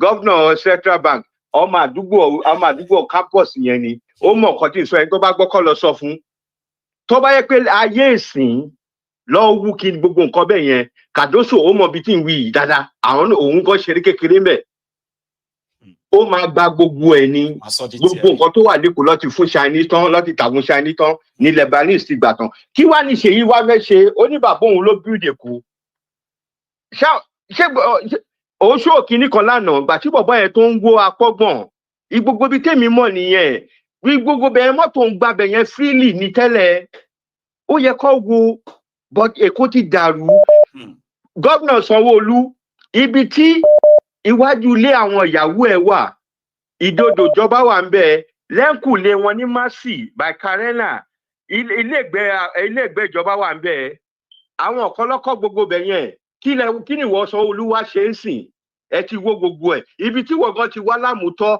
ilé-ìgbẹ́ ìjọba wà ń bẹ Èkó wo lẹ wá build for the last 20 years nǹkan tẹ́ ẹ̀ ṣe for 20 years bàbá Jákàndé ṣe 4 years ó lè tún ṣe more better ẹ wá ń sọ pé ilẹ̀ build Èkó Ọlọ́run ọba àwa jẹ́ nínú ọlá àwọn méjì tèmi ń dárúkọ yẹn ìyẹn ló ṣe ń tà mí lára wà láìtàláì súnmọ́bìlà ìsìláwà bàbá Tinubu ẹ ní nǹkan kan pépà lásán lẹ ní ó lè jọ ọmọ yín tẹ̀ ń pùṣì lọ́lọ́run máa fi yọ ápùlù ojú yín lọmọ yìí olú ọmọ yín ni bọ̀tọ̀ ọlọ́run fábòsí kò fátàn jẹ ẹyẹ gbọ̀tún ẹyẹ gbòsì ẹ̀gbọ́n Tinubu lè conquer anywhere o. Ó lè fọbajẹ lórí Ọ̀yọ́ state, ó lè fọbajẹ níbi tó wà sí, ó lè fọbajẹ ilẹ̀ Haúsá kan wá pa gọ́vnà tóun fẹ́ nì. Ṣèyí ọmọ ẹ̀ ó lè fi jẹ́, but a fi gbogbo ẹ̀ lẹ́yìn sọ́wọ́ Ọlọ́run. Thank you very But much. o lè ṣe anything. Wàá lo 20 years ẹ̀gbọ́n Tinubu. Mo gbàdúrà àlàáfíà fún ẹ. Inú ìra tọ́lọ̀ máa fi fún ẹ kó jókòó sáàárín ilé ẹ̀gbọ́n Tinubu Ọlọ́run àdójútì ẹ̀. Bọ̀bọ́ Chicago. So bóyá jẹ́ nìyẹn. Máyégún Ọlọ́run nígbà yìí lọ́wọ́ ẹ̀jọ̀ máa bá program ẹ̀ bó ṣe ń bá lọ yìí o. No wahala. Máa bá lọ o. But Nàìjíríà yìí máa pín, tó bá pín, wọ́n á sọ̀tọ̀ fáwọn ọmọ Tinubu náà jọ míì. Wọ́n máa sá lọ nígbẹ̀yìn lágbọ́dọ̀ Ọlọ́run. Kò ní bàjẹ́ bàbá. Ẹ jẹ́ fi sílẹ̀ báyẹn ṣe gan. Thank you so much. That's Alhaji Wahab Kalejaye is a like 100% Lagos, like the Lagos Island man who knows these guys too. Like he grew up there, was born there, he grew up there, and they know themselves. So he personally feels like Thiefnubu has brought nothing but retrogression through his politics and all that to Lagos. And they are now seeing the Lagos that, this Lagos that they are seeing now is so not the Lagos they grew up in. And if Thiefnubu is parading himself as somebody who built Lagos, he would love to know what or which of the Lagos he built, right? That those who did the real work in setting the Lagos up to what, they grew up in, they never claimed any part of Lagos to themselves or willed it to themselves or their family members. But for Thiefnubu, he wanted to own everything. All he has is money, and he believes that it may just be a time for him to live long enough to reap all the evil he's done. And if he keeps pushing his son, that too can be what God can use to punish him at the end of it all. So Alhaji is from Isaleko, and is one of the most disappointed Lagosian to what Thiefnubu has turned Lagos into via his politics. Here is another caller. Hello. Hello, Mayegu. Hello, sir. How are you? The prince from the Temple of Truth. I'm good. This is Odogu. Odogu, my man. How are you doing tonight, sir? My brother. I'm doing great. You are doing good, my brother. Thank you for creating this avenue for critical thinking. Bless you, Baba. And thanks so much for not giving up on me. Still coming back again and again to balance it up here, Baba. No. Thank you. Please. No, now you are not. Now we day here. Nothing will do you. We got your back, brother. Bless you, man. See, my little take on some of the points you raised today. One is Isia Baribe, when he was just being interviewed, you see the complicity in his statement. He was just just using word salad. He didn't know how to answer that question, but you know very well that he was just giving some rhetoric of word salad, trying to dodge that question. I know. He is part of the rot. He is deep. How can somebody, assuming you and I, Mayegun, if you run Nigeria like your business, if somebody give you Nigeria now as a business, can you run Nigeria like your business? No, I can't. Do approval. I can't run my business like that. It's not possible. So that's how bad these people are. So it is a total state capture, and all of them are together. Sometimes they look like they are quarreling. They are not quarreling. No. Abaribe is looking like I don't know about it. Nobody told me. Probably because they didn't give him a share of what he was expecting from that. That's why he's feeling ignorance. But that's by the way. Another thing I wanted to talk about is, you see this period between now and January, money is exchanging hand. This money that they borrowed now, one, the terrorists have a portion of that money. Their stake is involved. Two, all those ministries, I used to work in the government. So what they normally do is, this period, once it's about July, August, September, they stop spending heavy money. And towards December, because any money that you don't spend, you return it back. Now, So what I all these expect evil that it servants, shouldn't be the time for them to be asking for a new loan. No, this is the time that everybody will begin to return money they were given and they didn't spend. And if they never give you any money, you have to add it to the new budget so that they go give you next time. But now they are there approving loan. Need 11th hour. Correct. Correct. So that is just a Christmas money. So what they do is during this period, any money that you don't spend, you return it back. But they will not do that. What they will do is they start writing frivolous trips and events that never happened, and they will share the money.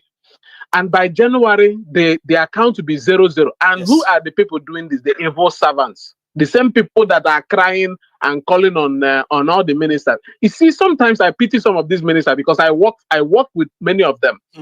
A minister may be very clean. I'm not saying a cent, but he will come into that office. What they'll do is they prepare those proposals and tell him, Oga, this is how we do it. This is how we do it. You sign here, you sign here, you sign here, and they will get all those things done. And they are the ones running the city, running the system. Yes. So if you're a minister like they did to Uju or Hanenye, if you're a minister and you don't agree to what they are doing, they'll form a block and evict you and get their own person to run that dangerous system.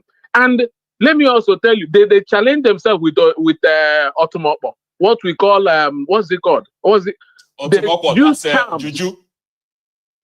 They use charms to fight themselves. Every week, every month, you hear people dying in the ministry. Many of them, they act like they are Christians, but all of them, many of them who are in those positions, they use charms. And also, if you go to the ministries, I'm telling you because I saw this. I get some glimpse as well too now because myself, I entered there before I left that place too. So I they follow you. A lot of people who kind of know what you talk as well right now. A lot of people. I'm telling you, good. If you go to any ministry or any government parastatal or any agency and you find the bosses or the chief of secretariat office with a padlock or lock or CCTV, what they do there is they sleep with women in those offices. I'm saying this because one of the times, one of the cleaners called us one morning because of this is dirty, because of one Oga slept in the office, one of the visitors, and then they spilled all the human semen on the floor. And the cleaner called us to come and see. So what they do is they sleep with themselves in those offices. They sleep with people's wives in those offices. They sleep with the staff. All these things you hear about Batasa. There are many Batasas in the ministry in Nigeria. That is a rogue nation. And any nation that has weaponized sex can never prosper. That is what is holding Nigeria. Nigeria has weaponized sex so much. Nigeria has weaponized infidelity. Nigeria has weaponized immorality. That is what is keeping Nigeria. All these prayers, many of them, the higher they pray, the more corrupt they are. Honestly. I'm telling you what I saw. So I came in from university with all those clean minds to just go and walk. I found myself from the villa to the ministry. To change the system to work for your fatherland, only to realize that you are alone. Oh my goodness. So some of these bosses, what they do is they go inside that office. They have CCTV, they have locks, they lock that office, and they are sleeping with some of these core members inside the office. Some of them have beds in the offices. So these are some of the things I saw. Then another thing I wanted to mention is, during at some point I worked with some of the people that were in the procurement. What they do is, you see, procurement. Every person who works in the procurement has a registered office organization that they are using to bid for projects. Yes. And another thing also that they do. So what they do is they'll ask you, submit your bid for projects. They know the people that are going to get the project. They know the people that they are going to give all those things. They just want you to just fulfill the formalities. And when you send in those projects, if your project comes in, they look at your proposal. If you send in proposal, they look at your proposal and they yank up the back and use another bag and cover it and submit for bidding. So you'll be somewhere waiting for your proposal to come. This because I have witnessed that myself. Not knowing not knowing I had to catch somebody, not knowing that your project is already your project got the proposal. Your proposal got the project, but the back has been removed, and then another with another person's name bidding for that project. My brother, I saw a lot of things. Nigeria is irredeemable.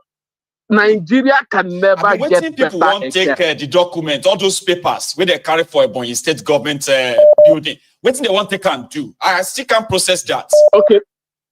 Okay, let me give you what they do with that. Yeah. One, you may think it's going to end up with Suyaman, Messiah. No.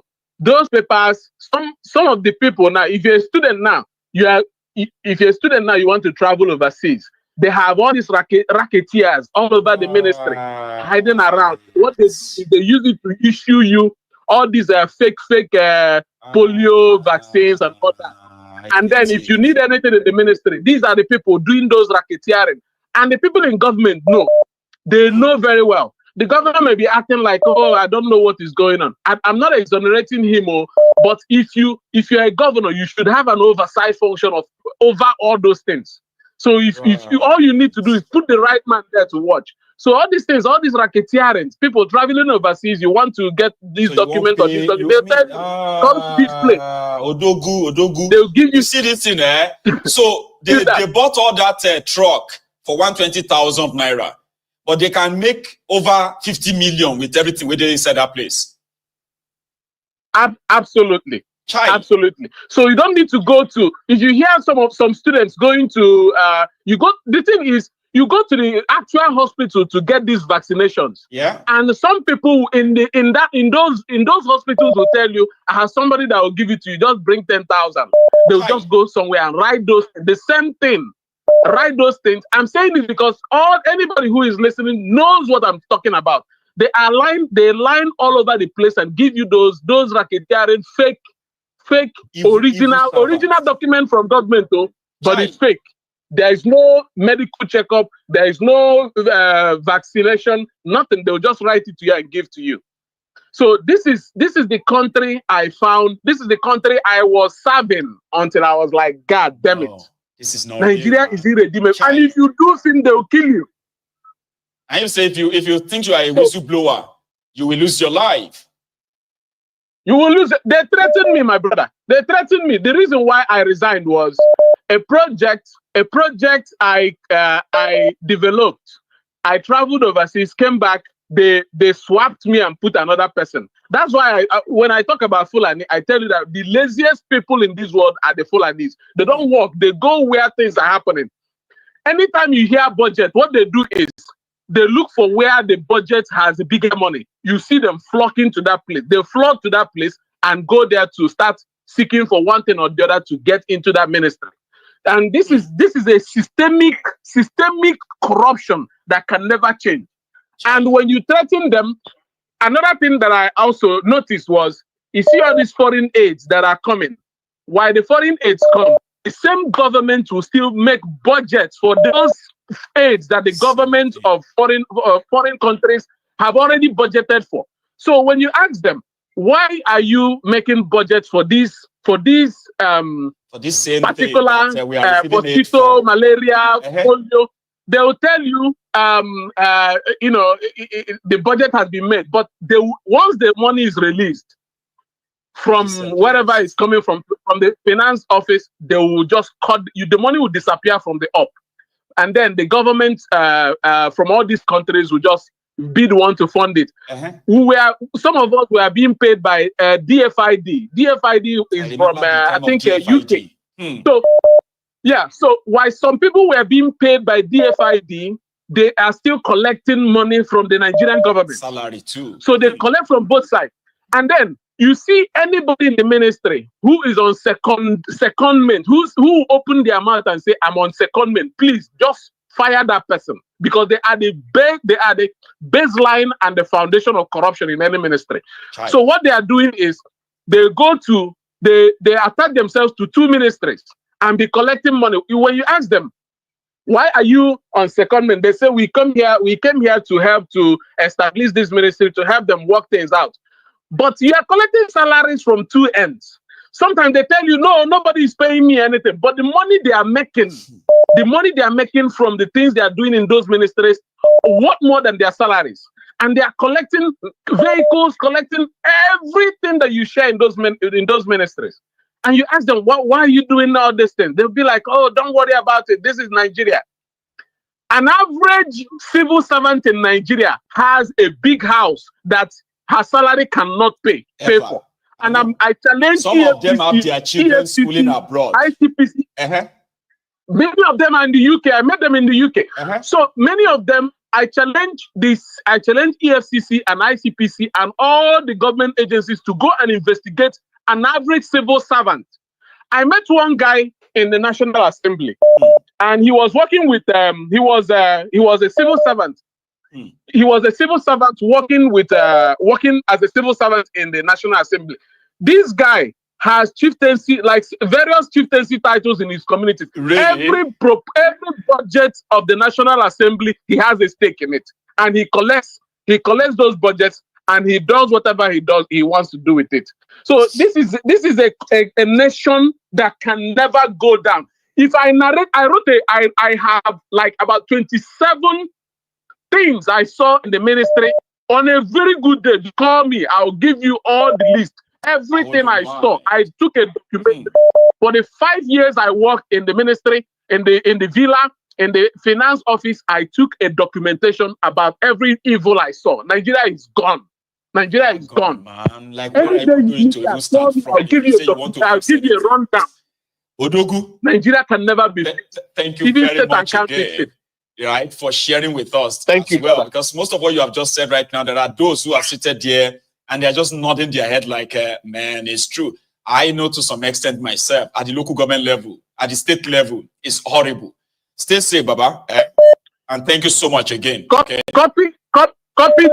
this call. Give this call when you cut it out and put it so that they will listen to it again. I will do that. I will do that. Thank you so much, Odogu.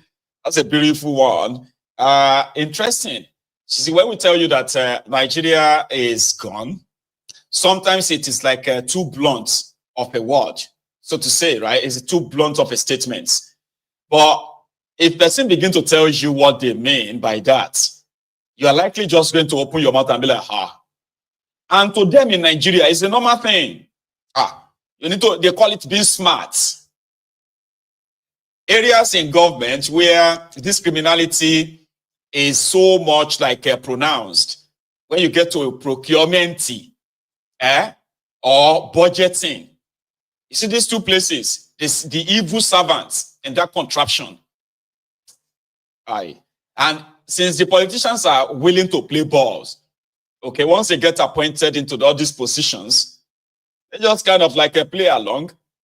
And if a politician steals, for example, if a politician steals 100 billion naira, the evil servant under him, they've stolen more times 3 of that, like 300 billion naira, through procurement, through the duplication and others. Before they say a politician or a minister steal 10 billion, they have already stolen about 40 billion. Because they are the ones who will process the looting for him. They are also the ones that will make the looting a bit disappear in their system. It's an unfortunate place, man. Hello. Hello. Hello, sir.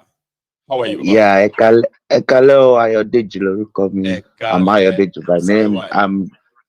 I've been watching your your program for a very long time before the election. Thank you very much. Like this that bring Tinubu into the power. I based in Cyprus, so I always watch your program. That one, that's great. Yes, I want to encourage you. Like, God bless you. Amen. For all you have been doing. At least we want a nation that works, that things work for us, and we can, because I don't know why, at least I know what I spend in this country, like, in terms of tax and everything I'm doing. I spend more in this country. I can imagine me being in Nigeria. At least what I'm spending there, I'm spending it in the economy. At least it grows where I come from, But these people, they don't just care about us, and they don't understand one thing. I think there's a trend today on the social media about the video going on this program in US. Podcast in the US. Talking really about. I don't even know the one stupid woman from TVC. This TV station belongs did you to see that as Tinubu. well? That lady. Yeah, that useless woman talking about why we did the video like. I don't know. That Thiefnubu went abroad. He flew abroad to bring investors. Pray, that video is by this January, I should be having my master degree in business administration, and I did economics. I do. You understand me? All this Taiwo, all this CBN governor. No, sometimes I sit down. I be like, did these people even go to school? Did they understand? Because they talk about fiscal policy and all everything and everything. I'll be like, what you people are telling us something like. This is logical. This is something we understand. You just come online and you tell us something interest GDP increased by this. What policy did you like? Okay, this is about demand and supply situation. You understand me? What's like based on what is going on in the country? Draw the graph. Let us see. So you can see which sector and which sector. All these things are just coming on social media. Like they said this president spokesman say, and they show us, okay, analyze it and let's see how it's rise and rise. This is something we understand. I'm more or less like an economist. I understand all these things. So you can't tell me what is. So sometimes when I read all those news, I just be like, oh my God, what these people are telling us. And funniest part, some dumped back home where we come from because they don't, the problem we are having in that country is that most of these people, we have more of illiterate people here standing back home. They don't know they are just, once they just come and they just share 1,000, 2,000 naira, 3,000, and it's the suffering they are going through now. Because during the last election, we keep shouting and telling them, you people should use your brain. 1,000, 2,000 will not last you, even a day. But they collected. Now everybody's shouting. Now you can't ask them questions. If you ask them to explain this that they have just thrown out, right? All of us we live in countries where if things are going to go up, they will tell us why, and you can easily see why. If things are going to come down, they will tell us why, and then you will feel it. Okay, it's not that they will tell you that don't worry. I was in a conversation, or you feel it next year. I was in a conversation yesterday. With my good father. Yesterday back in, all these our old people about 60 years above and everything, which they are their allegation. They are feeling the pain, because they are supporters. I was like, Dad, what's up? What's the situation now? They'll be like, oh, well, it's reforming. This. They are doing what I said. Why can't you people just come out and say it? Like, let us say the reality. So what is going on? You don't need to be patching and defending this guy. This guy is not doing anything. They'll be like, Yoruba says they'll be like, if Peter B is there, if it happened that he will have even be like, even there used to be like a friend of mine, like my girl friend. I mean, my childhood guy that we grew up together. We had a conversation yesterday. See, same thing was like, if Tinubu was there, I mean, if Obi was there, it will have been. I said, why are you people? Is it Obi that is in government now? Why are we talking about Obi? We are talking about who is in government now. And what AY, Yoruba says that he pay do you understand? Thank you. Let's even assume that they wanted a Yoruba man to be president. Is the president now? Okay. So if he can't do the job, there's no point in anybody taking offense in telling him that and say, you have failed, though. So Obi is not your president now. Okay. So this question of if he was Obi, leave Obi for now. Let this guy answer the question. He don't shell now. What did they go on now, Baba? Not be like this. We expect to Abi say it. No, they won't. I'm telling you. And you know the funniest part? Yeah. Even today, this stupid was this useless man that always come on X and talk? This Igbo man that has white beards. Oh, which one? Which of them? Is it Reno? Reno, yeah, thank Reno you. no be Igbo. I Reno was now just one watching kind of guy, while I was watching identity your program crisis when you from started. Delta, Binko. Yeah, when you started the program today, you know, you were saying he wear this useless agbada or whatsoever. Coming why dollar was floating. Well, I was like, are you mad? Now those He kind of was news explaining. people they He listen was to. not telling us the dollar floats because before during the Obasanjo regime and during the Muhammadu Buhari, they are buying dollar. Say we are not facing the reality of dollar rate in Naira and they have to float. I was just like, are you mad? Like which investor wants to come to Nigeria Which and come school and did you go invest to, now Alaye? with the situation? Like, I was just like, are you crazy? And these are the people, and EBT problem yet you answer. This useless set of people, which is answering. Fine, because I'm learned. Me, I won't take that shit from me. No. You know, but there are some idiots back home because they don't know anything. They'll be like, which is that's how they put it in their brain. And they will keep They push supporting it them. out there and say, did you hear what Reno talk? Thank you, Jerry, my brother. I think they are using that guy self, you know, as part of their strategy, you know, to just. So It's unfortunate. It is, but it is what it is. Okay, we will keep reminding people that sometimes they should understand that there are people paid to lie to them. But one thing anybody shouldn't do to themselves is to lie to yourself. Here you get. People can lie to you. People can try to twist things. Okay, they can tell you that you are only the ones complaining, or maybe things will get better later. But ask yourself, is it proper to lie to yourself if you are actually facing it? You know? Yeah. No, definitely. If you like, whenever you like, if I tell you like a lie now, maybe you're asking something and I lie to you. Yep. Deep inside me, I know I'm lying. Lying to you, exactly. You know, so I know. You know. Why? Thank you so much. Okay. For all right. Good to hear from you. God bless you. And how is Cyprus right now? Freezing yet? Well, we're trying to thanking God. Bless you, man. Take it easy. God Okay? bless. Thank you. Cheers, Papa. You see, if people are paid to lie to you, and you buy the lie, well, it is not their fault. Now your fault. People should understand that. Here in the UK, I know that my bill is going to go up because it is now winter. I'm going to spend more on my gas, right? And possibly on the lecky. When it is summertime, I expect it to reduce. Okay?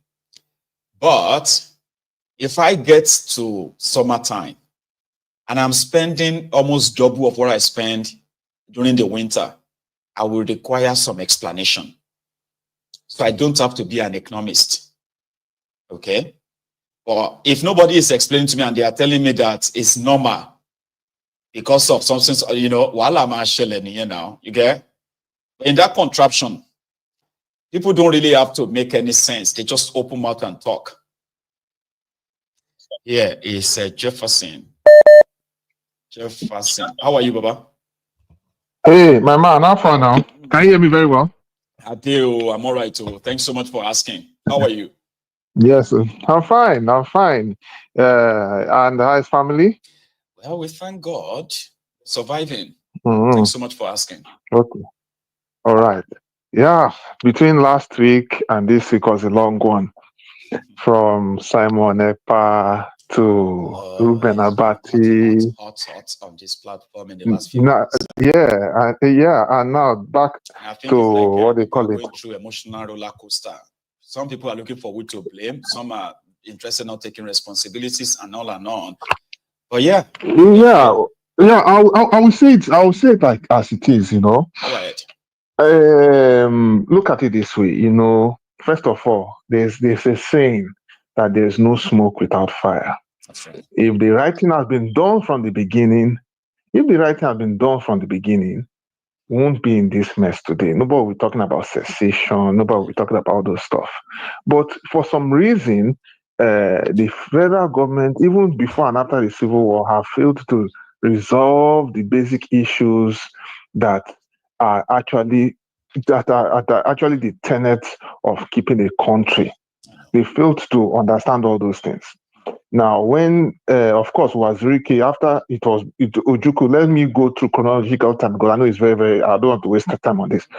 It was from Ojukwu to Ralph Wazirike, from Ralph Wazirike to, what is his name? Mazi Nnamdi Kanu, to Mazi to Simon Ekpa. And who knows? And it goes on and on and on. So at the end of the day, it just shows that there is something that is not right. And this madness cannot continue.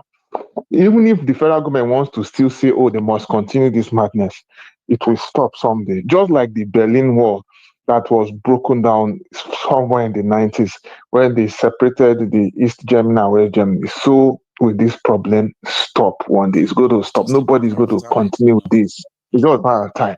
So the reason why I'm saying all this is that, last week they arrest him or they didn't arrest him. There were so many speculations. Now, the reality is being said that there's also speculations that he's not coming back to Nigeria and all that. So right now, nothing is clear right now. Nothing is clear until people actually know what is going on. And with that, it just shows how we are.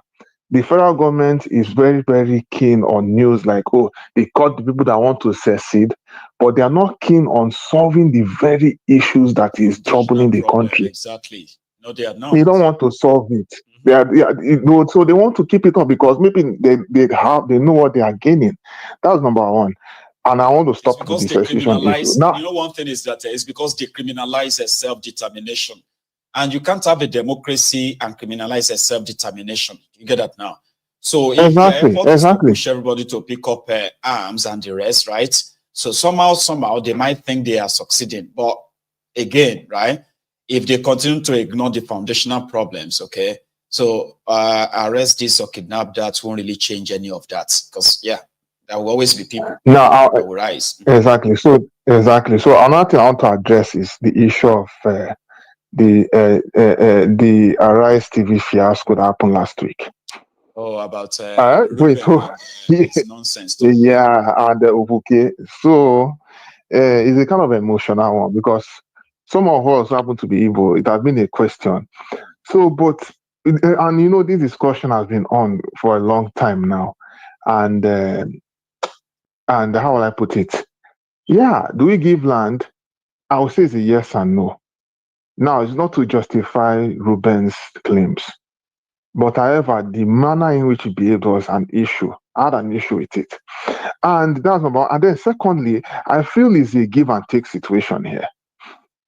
And by the grace of God, I'm even glad. Because, he's wrong. Exactly. The person he used as an example, we have now come to know that he's only told half story. Okay? The man, exactly. Benson is talking about, was not only not sold the land, they gave him the land for free. And guess what he did with the land? He built them a post office in that town. You get that now? So Ruben was completely wrong. And it was an agenda, of course. Exactly. It was a very, very wrong agenda.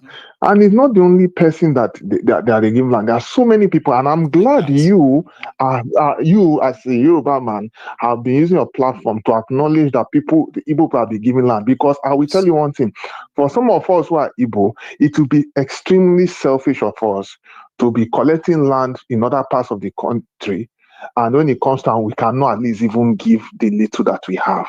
I feel it's selfish. It is. But people want to use it and say, why don't we give out? But again, someone actually brought up something, and I'll say this. So the question I want to ask now is, why is it that, okay, you say you don't want to give you land?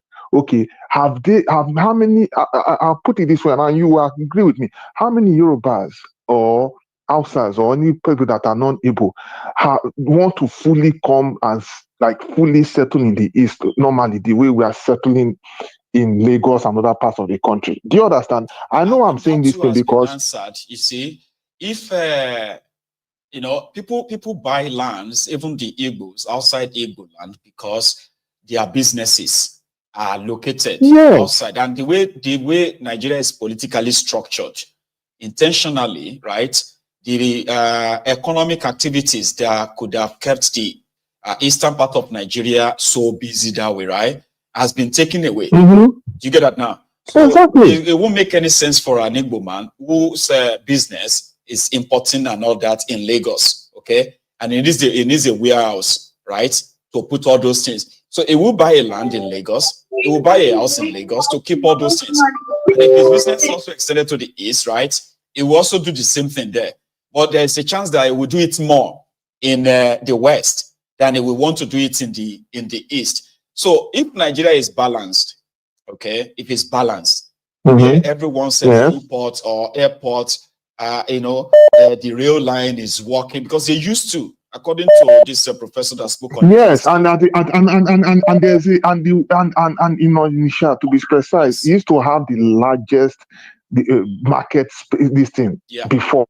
Had one of the largest market in West Africa at the time. On that one, Nisha, we are looking at. So the big question is, what changed, even for this propaganda that you are preaching on the platform? Because there's a saying that what is good for the goose is equally good for the gander. And if everybody is expanding and going out, and you guys want to come over and expand, of course, they are more than welcome. But I will tell you one thing. That you are agreeing with me on this.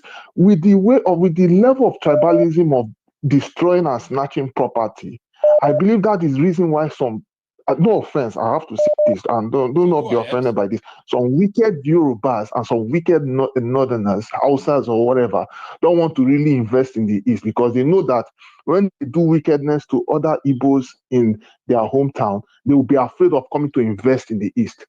On the other hand, that's what they say. Let me quickly correct you there, okay? If it's an impression you have, all right, it is going to defeat every other thing you've said, okay? Because from what we have heard, right, the Hausas, the Yorubas who have invested in eastern part of Nigeria, they have done so, right, in great value, in great number as well. The biggest business school in Nigeria. I'm not saying that people have not invested. You are not understanding what I'm saying. Okay. Because if, for instance, now look at in the past, in terms of when it comes to election, you have discussing it several times. Maybe, for instance, if I don't vote a candidate of my choice and I'm staying in Lagos, you will threaten me that you're going to destroy my business. That is not a Yoruba thing. And all of you need to correct that too, Jefferson. That is not a Yoruba thing. Okay, this is the Thiefnubu's politics. Hang on. Apart from Lagos, where they actually did this. I'm glad you're saying it. I'm glad you're actually. Hang on. I don't want you to live with this impression. Okay, what happened is this: apart from Lagos, did you see anywhere in Yoruba land that anybody say something about the Igbos? No, I've not. So they don't call it a Yoruba thing. It's not a Yoruba thing. This is Thiefnubu's style of politics. And even in Lagos, it was still pretty much defeated by the Yorubas that don't agree with him. So it's good. It's good. No, it's good that we are discussing this thing. I'm glad we are discussing it because you are right. No, it's good. See, sorry, you give me some time to discuss on this. It is good they are actually bringing this out and doing an expose on the people who are responsible for these wicked actions. Yes. Because let me tell you exactly, because I'm not, because at the end of the day, there are good people and bad people. Yes. I have a lot of terrible Igbo people from in our area as well. So I am not justifying anybody's action. I'm just like trying to, like you said, I'm just like bringing out those. Yeah, and I want you to be very correct when you bring it out, okay? The reason why I don't want you to use Yoruba is because Yoruba didn't start and end in Lagos. You understand? That's why I ask you, do you have any record of anywhere? I mean, in Yoruba land, for example, we have 6 states allocated to us, all right? In all these 6 states, Igbos are doing very, very well in all of them. From Osun to Ekiti, to Ondo, to Ibadan, which is Oyo, to Ogun, right? We have Igbos who have been there for decades. Until Thiefnubu brought his politics of tribalism, which is in Lagos. And exactly, which is equally trying to spread. If time is not careful, it's not succeeded because it won't happen. Thank you. Thank you. No, see, I'm happy that you are saying it as it is. I'm really happy about it. And I will say one thing. I'm not saying it to exactly. I am not saying it to. I'm not spiting nobody. Don't get me wrong. I'm just. It's good that you are saying it the way you say it, and it's also good on my side to make sure that I quickly correct actually point it out as it is. Because it's just like when you were talking. You are not the only person who feels that way. All right, and somehow, I have said this before, that if I as a Yoruba man, if I am existing in a Nigeria where I am being profiled the way the Igbos are being profiled in Nigeria, right? I would never trust anybody myself. Okay, true. I would feel like I am being systemically haunted. But at the same time, we should also be very much like factual about it, because there are people who are, there are Igbos, okay, who feel the same way you feel. So, but if they hear this conversation, they will agree too that apart from Lagos, where Thiefnubu has been playing his tribal evil politics, the Igbos everywhere in Yoruba land will tell you, this is not a Yoruba thing. Thank you. Thank you. I'm glad you're actually saying it, and I'm also glad you're making it clear. You know, but what I was okay. Let me not use the word. No, maybe I'll say Lagos. Finish up. And then, so I want to finish up. I'll just give it. I want to rather quickly. So there are I would say there are some tribal bigots in some parts of the country that are non-Igbos. Let me put it that way. That when they go to other places, for example, when the Igbos go to other places, they always want to bring that division tendency to be set. Yeah, exactly. So that people are saying that don't trust Igbo this, don't trust Igbo that. Exactly, and those kind of people, exactly, and those kind of people will not want to come and invest in the East for the fear that there might be a retaliation. So that's what I actually wanted to point out, because they know that if they come, they might destroy their business the same way they have been instigating other people to destroy other people's businesses in their own place, which is wrong. So on this platform as well, again, Jefferson, on this platform as well, I have showcased the Yoruba communities in Igbo land. I have shared interviews of those who have lived. They've lived in Igbo land for more than 20 years.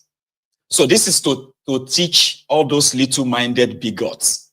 All right.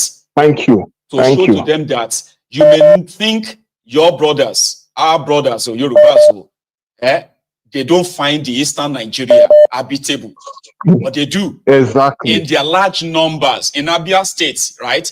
Not only that they have these large communities of Yorubas, they are asking to be part of the government of Abia State.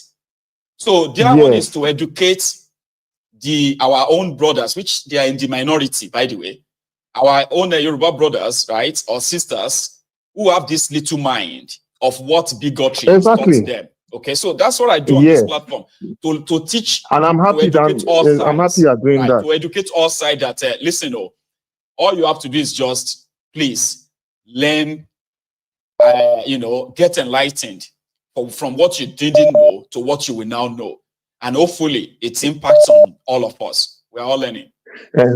Exactly. So let me quickly say this before you tell me to go. So the last one I wanted to talk about is the economic jingoism.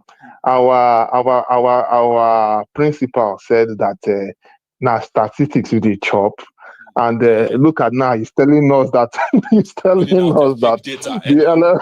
unemployment is dropped to 4.5%.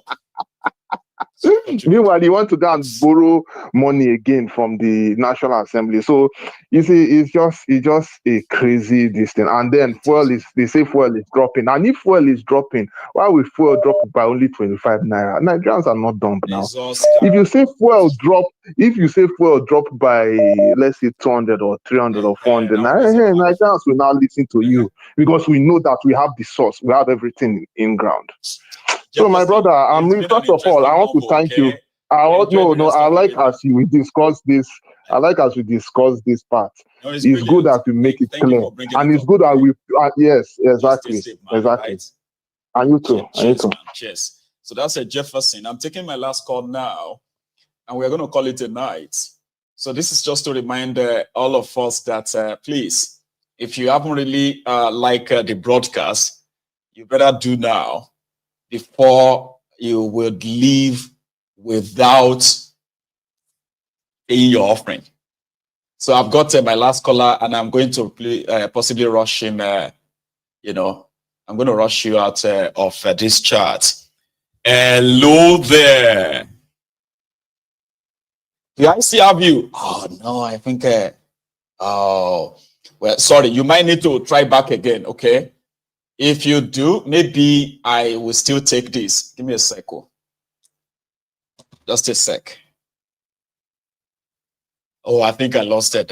I have another caller, and I think this is Osita. One name. One name. One name. One name.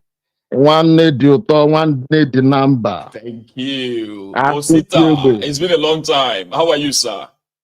Yeah, I've been listening.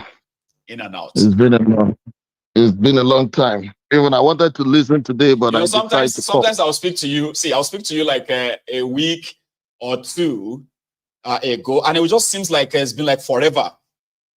Yeah, it's good too that we should be able to listen to others too. That's great. Let others speak while you listen. You understand? Thank you. So God will always bless you. God will always order your steps. No shame will come before you. Amen. Thank you.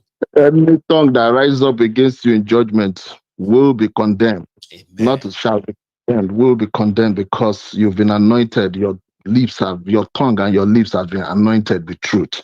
Amen to that. Thank you. Yeah. It's just like my last brother that spoke. I want to make this correction.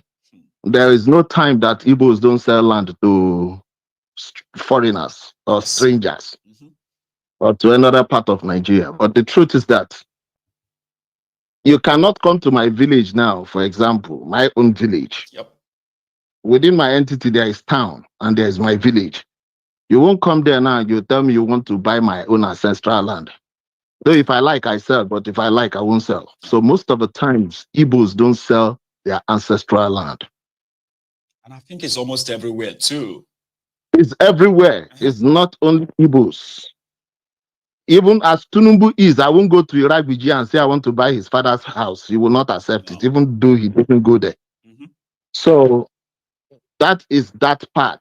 That man, that old man, that is always on Arise TV. If it is where things were normally done, properly done in society, he should be in this. He should be in the prison by now because of the money that he stole from government as well. Remember? It was in prison. It was in Kirikiri for a while. He has a know what happened to the case. He has a uniform. Anytime you talk about, the only thing I said to somebody yesterday was that the way he's dancing on Arise these days, it shows that he is looking for a government job from Tinubu. The way he does. If you look at him for the past 4 months, he has been very, very irrational. Anytime you say something, a corporate bigot. Anytime you say something about Tinubu, you will see he will cringe on his seat, and you will see him start shaking his leg. Those legs that is always shaking, it shows that he's against especially what Rufai is saying. So that is that. So when you come to and now I want to say something about Seyi Tinubu. Right. I am telling you the gospel truth. If he actually needs that Lagos seat, he's going to get it. I mean, I believe same too. No matter how many opposition that may come up. In fact, the more opposition to him, the easier it becomes. Those people who are looking as if they are the opposition, the speaker, he will be the one to come out and tell you tomorrow that, the boy is the best candidate for Lagos. Tell them. He will be the one to say it. He's going everywhere, not only in Yoruba land. He's going everywhere to Igbo land, everything. He's giving, anywhere he goes to, he gives them 500 million. Anywhere he goes to, he gives them 500 million. Are we all not seeing it? But the questions that we are supposed to be asking is that what is his job? Where is he getting all this money from? He never worked. This young man never worked in his life. Never worked any real job in his life ever. He never did. So this and somebody is going to say you are jealous of him. I'm like, what are you talking about? How can somebody be jealous of somebody who never really worked in his life? But his father is this and that. Oh, okay, well, that he doesn't even know. He doesn't even know what it is called. It brings me, because what we are experiencing, the only thing, most of the times, the only thing that drug lords understand properly is eye for an eye. You poke me, I poke you. But if you think you want to use legitimacy to get something from a drug lord, it doesn't work like that. No, it doesn't. That is the regime we are dealing with. When you look at that man today that is there as the finance minister, look at his nose properly. Look at the shape of his nose. What does it tell you? That man is a drug addict. Right. That one is of a guy. He's a drug addict. He's incoherent as well. If you listen to him when he talks, right, you're like, what is he talking about? He's always incoherent, like just the same as Thiefnubu. Exactly. You'll be wondering what is he talking about when he wants to come to the to the station on live telecast. You will see he will go and rub powder. Those things that they are rubbing powder and all those things, they are the signs of what they are. Those guys are all drug addicts.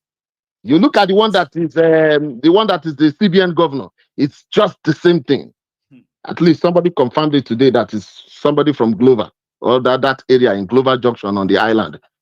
That is their business, the business of drugs. You know, everybody knows that. So you will now see the character. Is it the chief of staff? His records are here in Atlanta. Or is it the one in Lagos State? His records are there. I didn't say it is a member of APC that said it. Yaba left. So you what do you call his name again? Ambode. Ambode told us. Ambode. I used to have he was the one that said it. It's not my word. I didn't say it. They know themselves very well. So what we are seeing is the character. It's like we have a drug addicts. Drug addicts. Making important decisions for a country. For a country. God damn it, we are you will see somebody that will come and he will say a lot of things. You save $20 billion. And where's the $20 billion? Where's the money? You said you saved $20 billion from what they call it, from fuel subsidy. But where is the $20 billion? If you save $20 billion, why are you yes, why are you pursuing $2 billion or $3 billion or $4 billion? So these are the things that we do not know. Our problem, I have said it. Our problem is two things: the misinformation and the weaponization of poverty, of ignorance as well. Because a lot of people are willing ignorant too. You get that? Yes. So there are those who really wanted to be, they love it, and they are very loud in their ignorance. My brother, that is what I call misinformation. Misinformation. Because when you are ignorant, that means you are misinformed. So it is where we are, weaponized poverty. Even when they tell you tomorrow they will come, they will spray money, people will go and collect their money. Yes. And they will forget. I am telling you, Supreme Court or no Supreme Court, I am telling you, in some society in Nigeria, if they spray their money, they are going to win election, because that is when you will see people will shout, oh, Baba Sokwe, na Oga at the top, na in talk saying na who we go vote with this. It comes around, it trickles down again on the ministry, the workers, the civil servants. Who are the civil servants? The civil servants are their image makers. Who do you think they want? They want that one that gives them the liberty to carry out their atrocities in the office. I looked at that woman when that woman was losing her job. When they sacked that woman, they came out, they were all jumping up. And you would think that they were jumping up for the good of the society. But they are jumping up because of their pockets. That's right. Because since the woman went there, that pocket has dried. Those pockets has dried up. That is the reason they were shouting. I mean, that's the reason they were jubilating. One of the days, Osita, you remember that, ministers got tried under Jonathan. I can't remember the name of this minister because they did not return the money that was supposed to be returned back to the national purse at the end of the year. I can't remember her name right now. They were supposed to return all this money that they didn't spend. But rather, they started sharing the money. They started putting up different programs to share the money. You remember that story? It was under Jonathan. I remember the story. I can't remember the person's name. I mean, people are going to remind us once you read the comment, right? But today, nobody they talk about returning any money at the end of the year anymore. They will tell you there's not even money. There's no money to return because these days they can go to their constituency and clear grass. When they clear grass, they will tell you they use 20 billion to clear the grasses. So how do you set it? So this time around, I'm not even ashamed. But I want you to understand something. I want us to understand something. The way they are grabbing and grabbing and grabbing, it shows one thing. It shows that the contraption is about to be broken. It's almost imploded. It's imploded already. Yes, because when we get to that broken point, that is when you will see all this grabbing. They will just say, let me grab the one I can grab before the whole thing scatter, the whole thing pafka. So this is where we have feeling like money is going out of circulation. Yes, this is what we are looking at. And lastly, is an advice I want to give. I believe Donyo Okupe is watching this program. He watches it. The reason I don't want to be abusing him and cursing him is because I see that even medically, I know he's a medical doctor. Probably they've given him a life, like a time that is remaining for him to stay. It's on terminal review.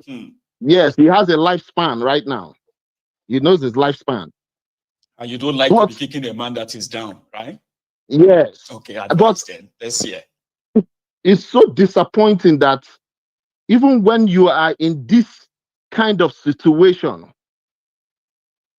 you still cannot tell yourself the truth. I have an uncle of mine who was once my local government chairman. When he found himself in this kind of situation, he was still running about with politicians. He became a big-time politician in my state. He was still running about. Anybody from Imo State might just know the story. The elder brother called him and said, my brother, why don't you stop all this gabalite? Why don't you stop all these things? It's your last moment. You should be able to use it to organize yourself. But he never did that. They don't. No, they are different species, This man. time of your life, Mr. Donyo Okupe, you are gallivanting everywhere. Twerking for Tinubu. Think about your life. When your chapter closes, nobody will remember you for any good thing. No. This point in time of your life, the few moments you have with the press, you should be able to speak the truth. So that the whole humanity will bear witness that even at the last moment of your life, you were able to say something that is meaningful.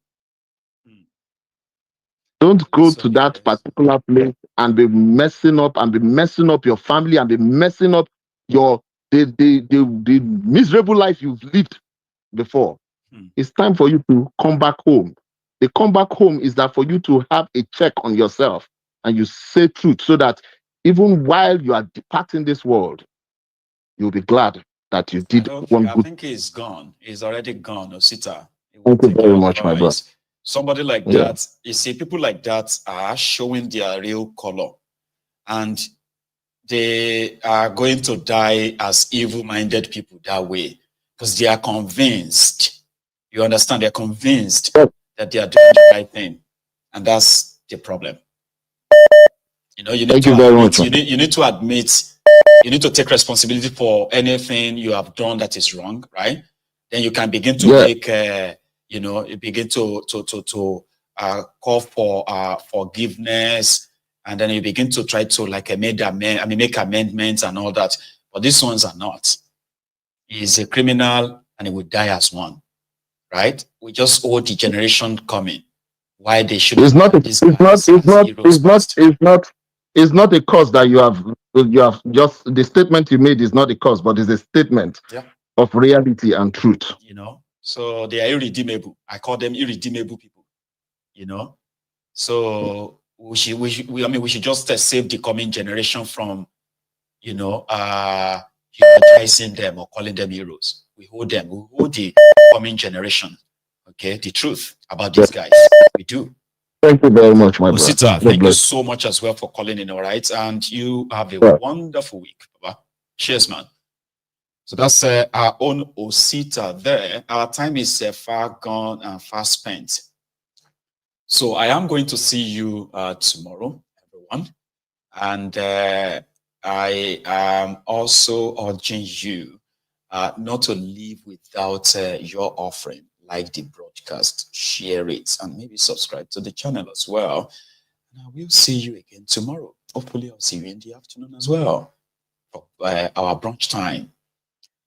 Good night, everyone.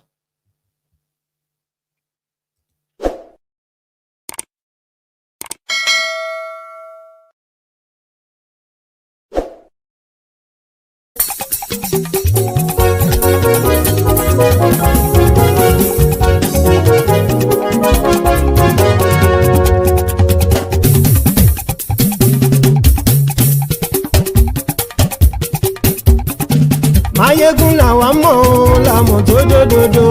Mayegun Diary Nayibi #1. Mayegun làwa mọ̀ làmọ̀ tó dòdòdò. Mayegun Diary Nayibi #1. Mayegun ti dé o ọ̀rẹ́ ara yìí. Mayegun Diary Nayibi #1. Lórí Facebook, lórí YouTube. Mayegun Diary Nayibi #1. Gbogbo bó ṣe ń lọ ni Mayegun já wa sí. Mayegun Diary Nayibi #1.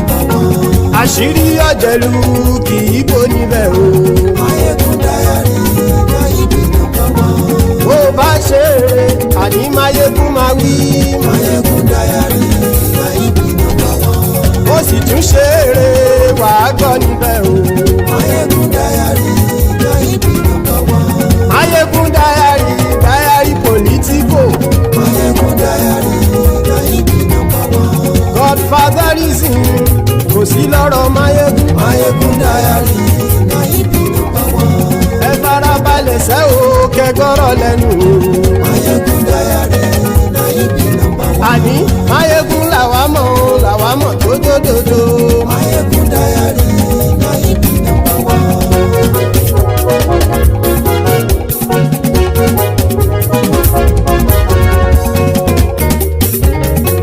Àní ẹ̀sùn ràkì. Mayegun ti dé. Mayegun ti dé. Ọ̀jẹ̀lú ẹ̀sùn ràkì. Mayegun ti dé. Àní ẹ̀sùn ràkì. Mayegun ti dé. Lórí Facebook. Mayegun ti dé. Àní ẹ̀sùn ràkì. Mayegun ti dé. Lórí YouTube. Mayegun ti dé. Àní ẹ̀sùn ràkì. Mayegun ti dé. Bọ́ bàbá gbé wúrẹ́. Mayegun máa wí. Àní ẹ̀sùn ràkì. Mayegun ti dé. Ijó ìgbádìyẹ. Mayegun máa wí. Àní ẹ̀sùn ràkì. Mayegun ti dé. Pẹ̀sìdó bá rúfin o. Mayegun máa wí. Àní ẹ̀sùn ràkì. Mayegun ti dé. Bí gómìnà gbówó jẹ. Mayegun máa wí. Àní ẹ̀sùn ràkì. Mayegun ti dé. Ọlọ́pàá ti ń darí bá. Mayegun máa wí. Àní ẹ̀sùn ràkì. Mayegun ti dé. Aṣòfin tí ń rúfin o. Mayegun máa wí. Àní ẹ̀sùn ràkì. Mayegun ti dé. Òpùrọ́ olóṣèlú. Mayegun máa wí. Àní àní ẹ̀ súnra Máyégún ti dé.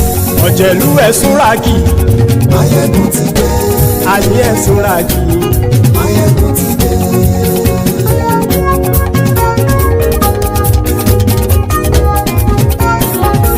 Máyégún ti dé gbogbo ọ̀jẹ̀lú ẹ̀ súnra kì. Máyégún ti dé gbogbo ọ̀jẹ̀lú ẹ̀ súnra kì. Ṣùgbọ́n ní bá ti ṣe èyí tó yẹ kí wọ́n ṣe ọmọ bá dèrò ní fi wọ́n níran o. Máyégún ti dé gbogbo ọ̀jẹ̀lú ẹ̀ súnra kì. Máyégún ti dé gbogbo ọ̀jẹ̀lú ẹ̀ súnra kì. Ṣùgbọ́n ní bá ti ṣe èyí tó yẹ kí wọ́n ṣe ọmọ bá dèrò ní fi wọ́n níran. Wọ́n fowó bẹ́ẹ̀ o Máyégún ó sọ pé wọ́n ò bẹ́ẹ̀ wọ́n fowó bẹ́ẹ̀ Máyégún ó sọ pé wọ́n ò bẹ́ẹ̀ oníkanṣá ti ṣe èyí tó yẹ kí wọ́n ṣe fáwọn ará ìlú tó gbé wọn débẹ̀ o àyè. Máyégún ti dé gbogbo ọ̀jẹ̀lú ẹ̀ súnra kì. Máyégún ti dé gbogbo ọ̀jẹ̀lú ẹ̀ súnra kì. Ṣùgbọ́n ní bá ti ṣe yìí tó yẹ kí wọ́n ṣe ọmọ bá dẹ́rọ̀ ò ní fi wọ́n níran. Kì máa yí ṣe eré ọ̀rọ̀ yìí kì í ṣe ẹ̀fẹ̀. Kì máa yí ṣe eré ọ̀rọ̀ yìí kì í ṣe ẹ̀fẹ̀. Ẹni bá ti lè lẹ́bọ̀ lẹ́rù o ọmọ bá dèrò kàṣàyè tú wọn síta. Máyégún ti dé gbogbo ọ̀jẹ̀lú ẹ̀ súnra kì. Máyégún ti dé gbogbo ọ̀jẹ̀lú ẹ̀ súnra kì. Ṣùgbọ́n ní bá ti ṣe yìí tó yẹ kí wọ́n ṣe ọmọ bá dẹ́rọ̀ ò ní fi wọ́n níran. Tẹnitẹni ọmọ Máyégún ọ̀rẹ́ ara ìlú mọ̀mọ́ ni mo fọlọ́hún ṣọ́ ẹ̀ bá kìlẹ́bù. Lóòótọ́ olódodo ìlú ọ̀tá ìlú mọ̀mọ́ ni ìwọ ṣá máa ń ṣọ́ra kò sì mọ́ bẹ̀rù. Bọ́tà ń lè rí bóníṣègùn lé káwọn mọ̀mọ́ fi ṣera wọn ni ó ti dẹrùn tí wọn ò gbọ́dọ̀ sì mọ́ bẹ̀. Èèpo ọ̀bọ lọmọ bá dérò tàjẹ́ ò gbọ́dọ̀ jẹ́ ó ti dọba lórí àbínú ẹni kò sì mọ́ fòyà. Àìsíwọ́lu ní ẹnìkẹ́ ìgbódì ẹyin lábàrá o ó kó ẹni tó bá dán o àkàmù. Máyégún ti dé gbogbo ọ̀jẹ̀lú ẹ̀ túnra kì. Máyégún ti dé gbogbo ọ̀jẹ̀lú ẹ̀ túnra kì o. Ẹni bá ti ṣe yìí tó yẹ kí wọ́n ṣe ọmọ bá dèrò òní fi wọ́n níran o. Máyégún ti dé gbogbo ọ̀jẹ̀lú ẹ̀ súnra kì. Máyégún ti dé gbogbo ọ̀jẹ̀lú ẹ̀ súnra kì. Ṣùgbọ́n ní bá ti ṣe yìí tó yẹ kí wọ́n ṣe ọmọ bá dẹ́rọ̀ ò ní fi wọ́n níran.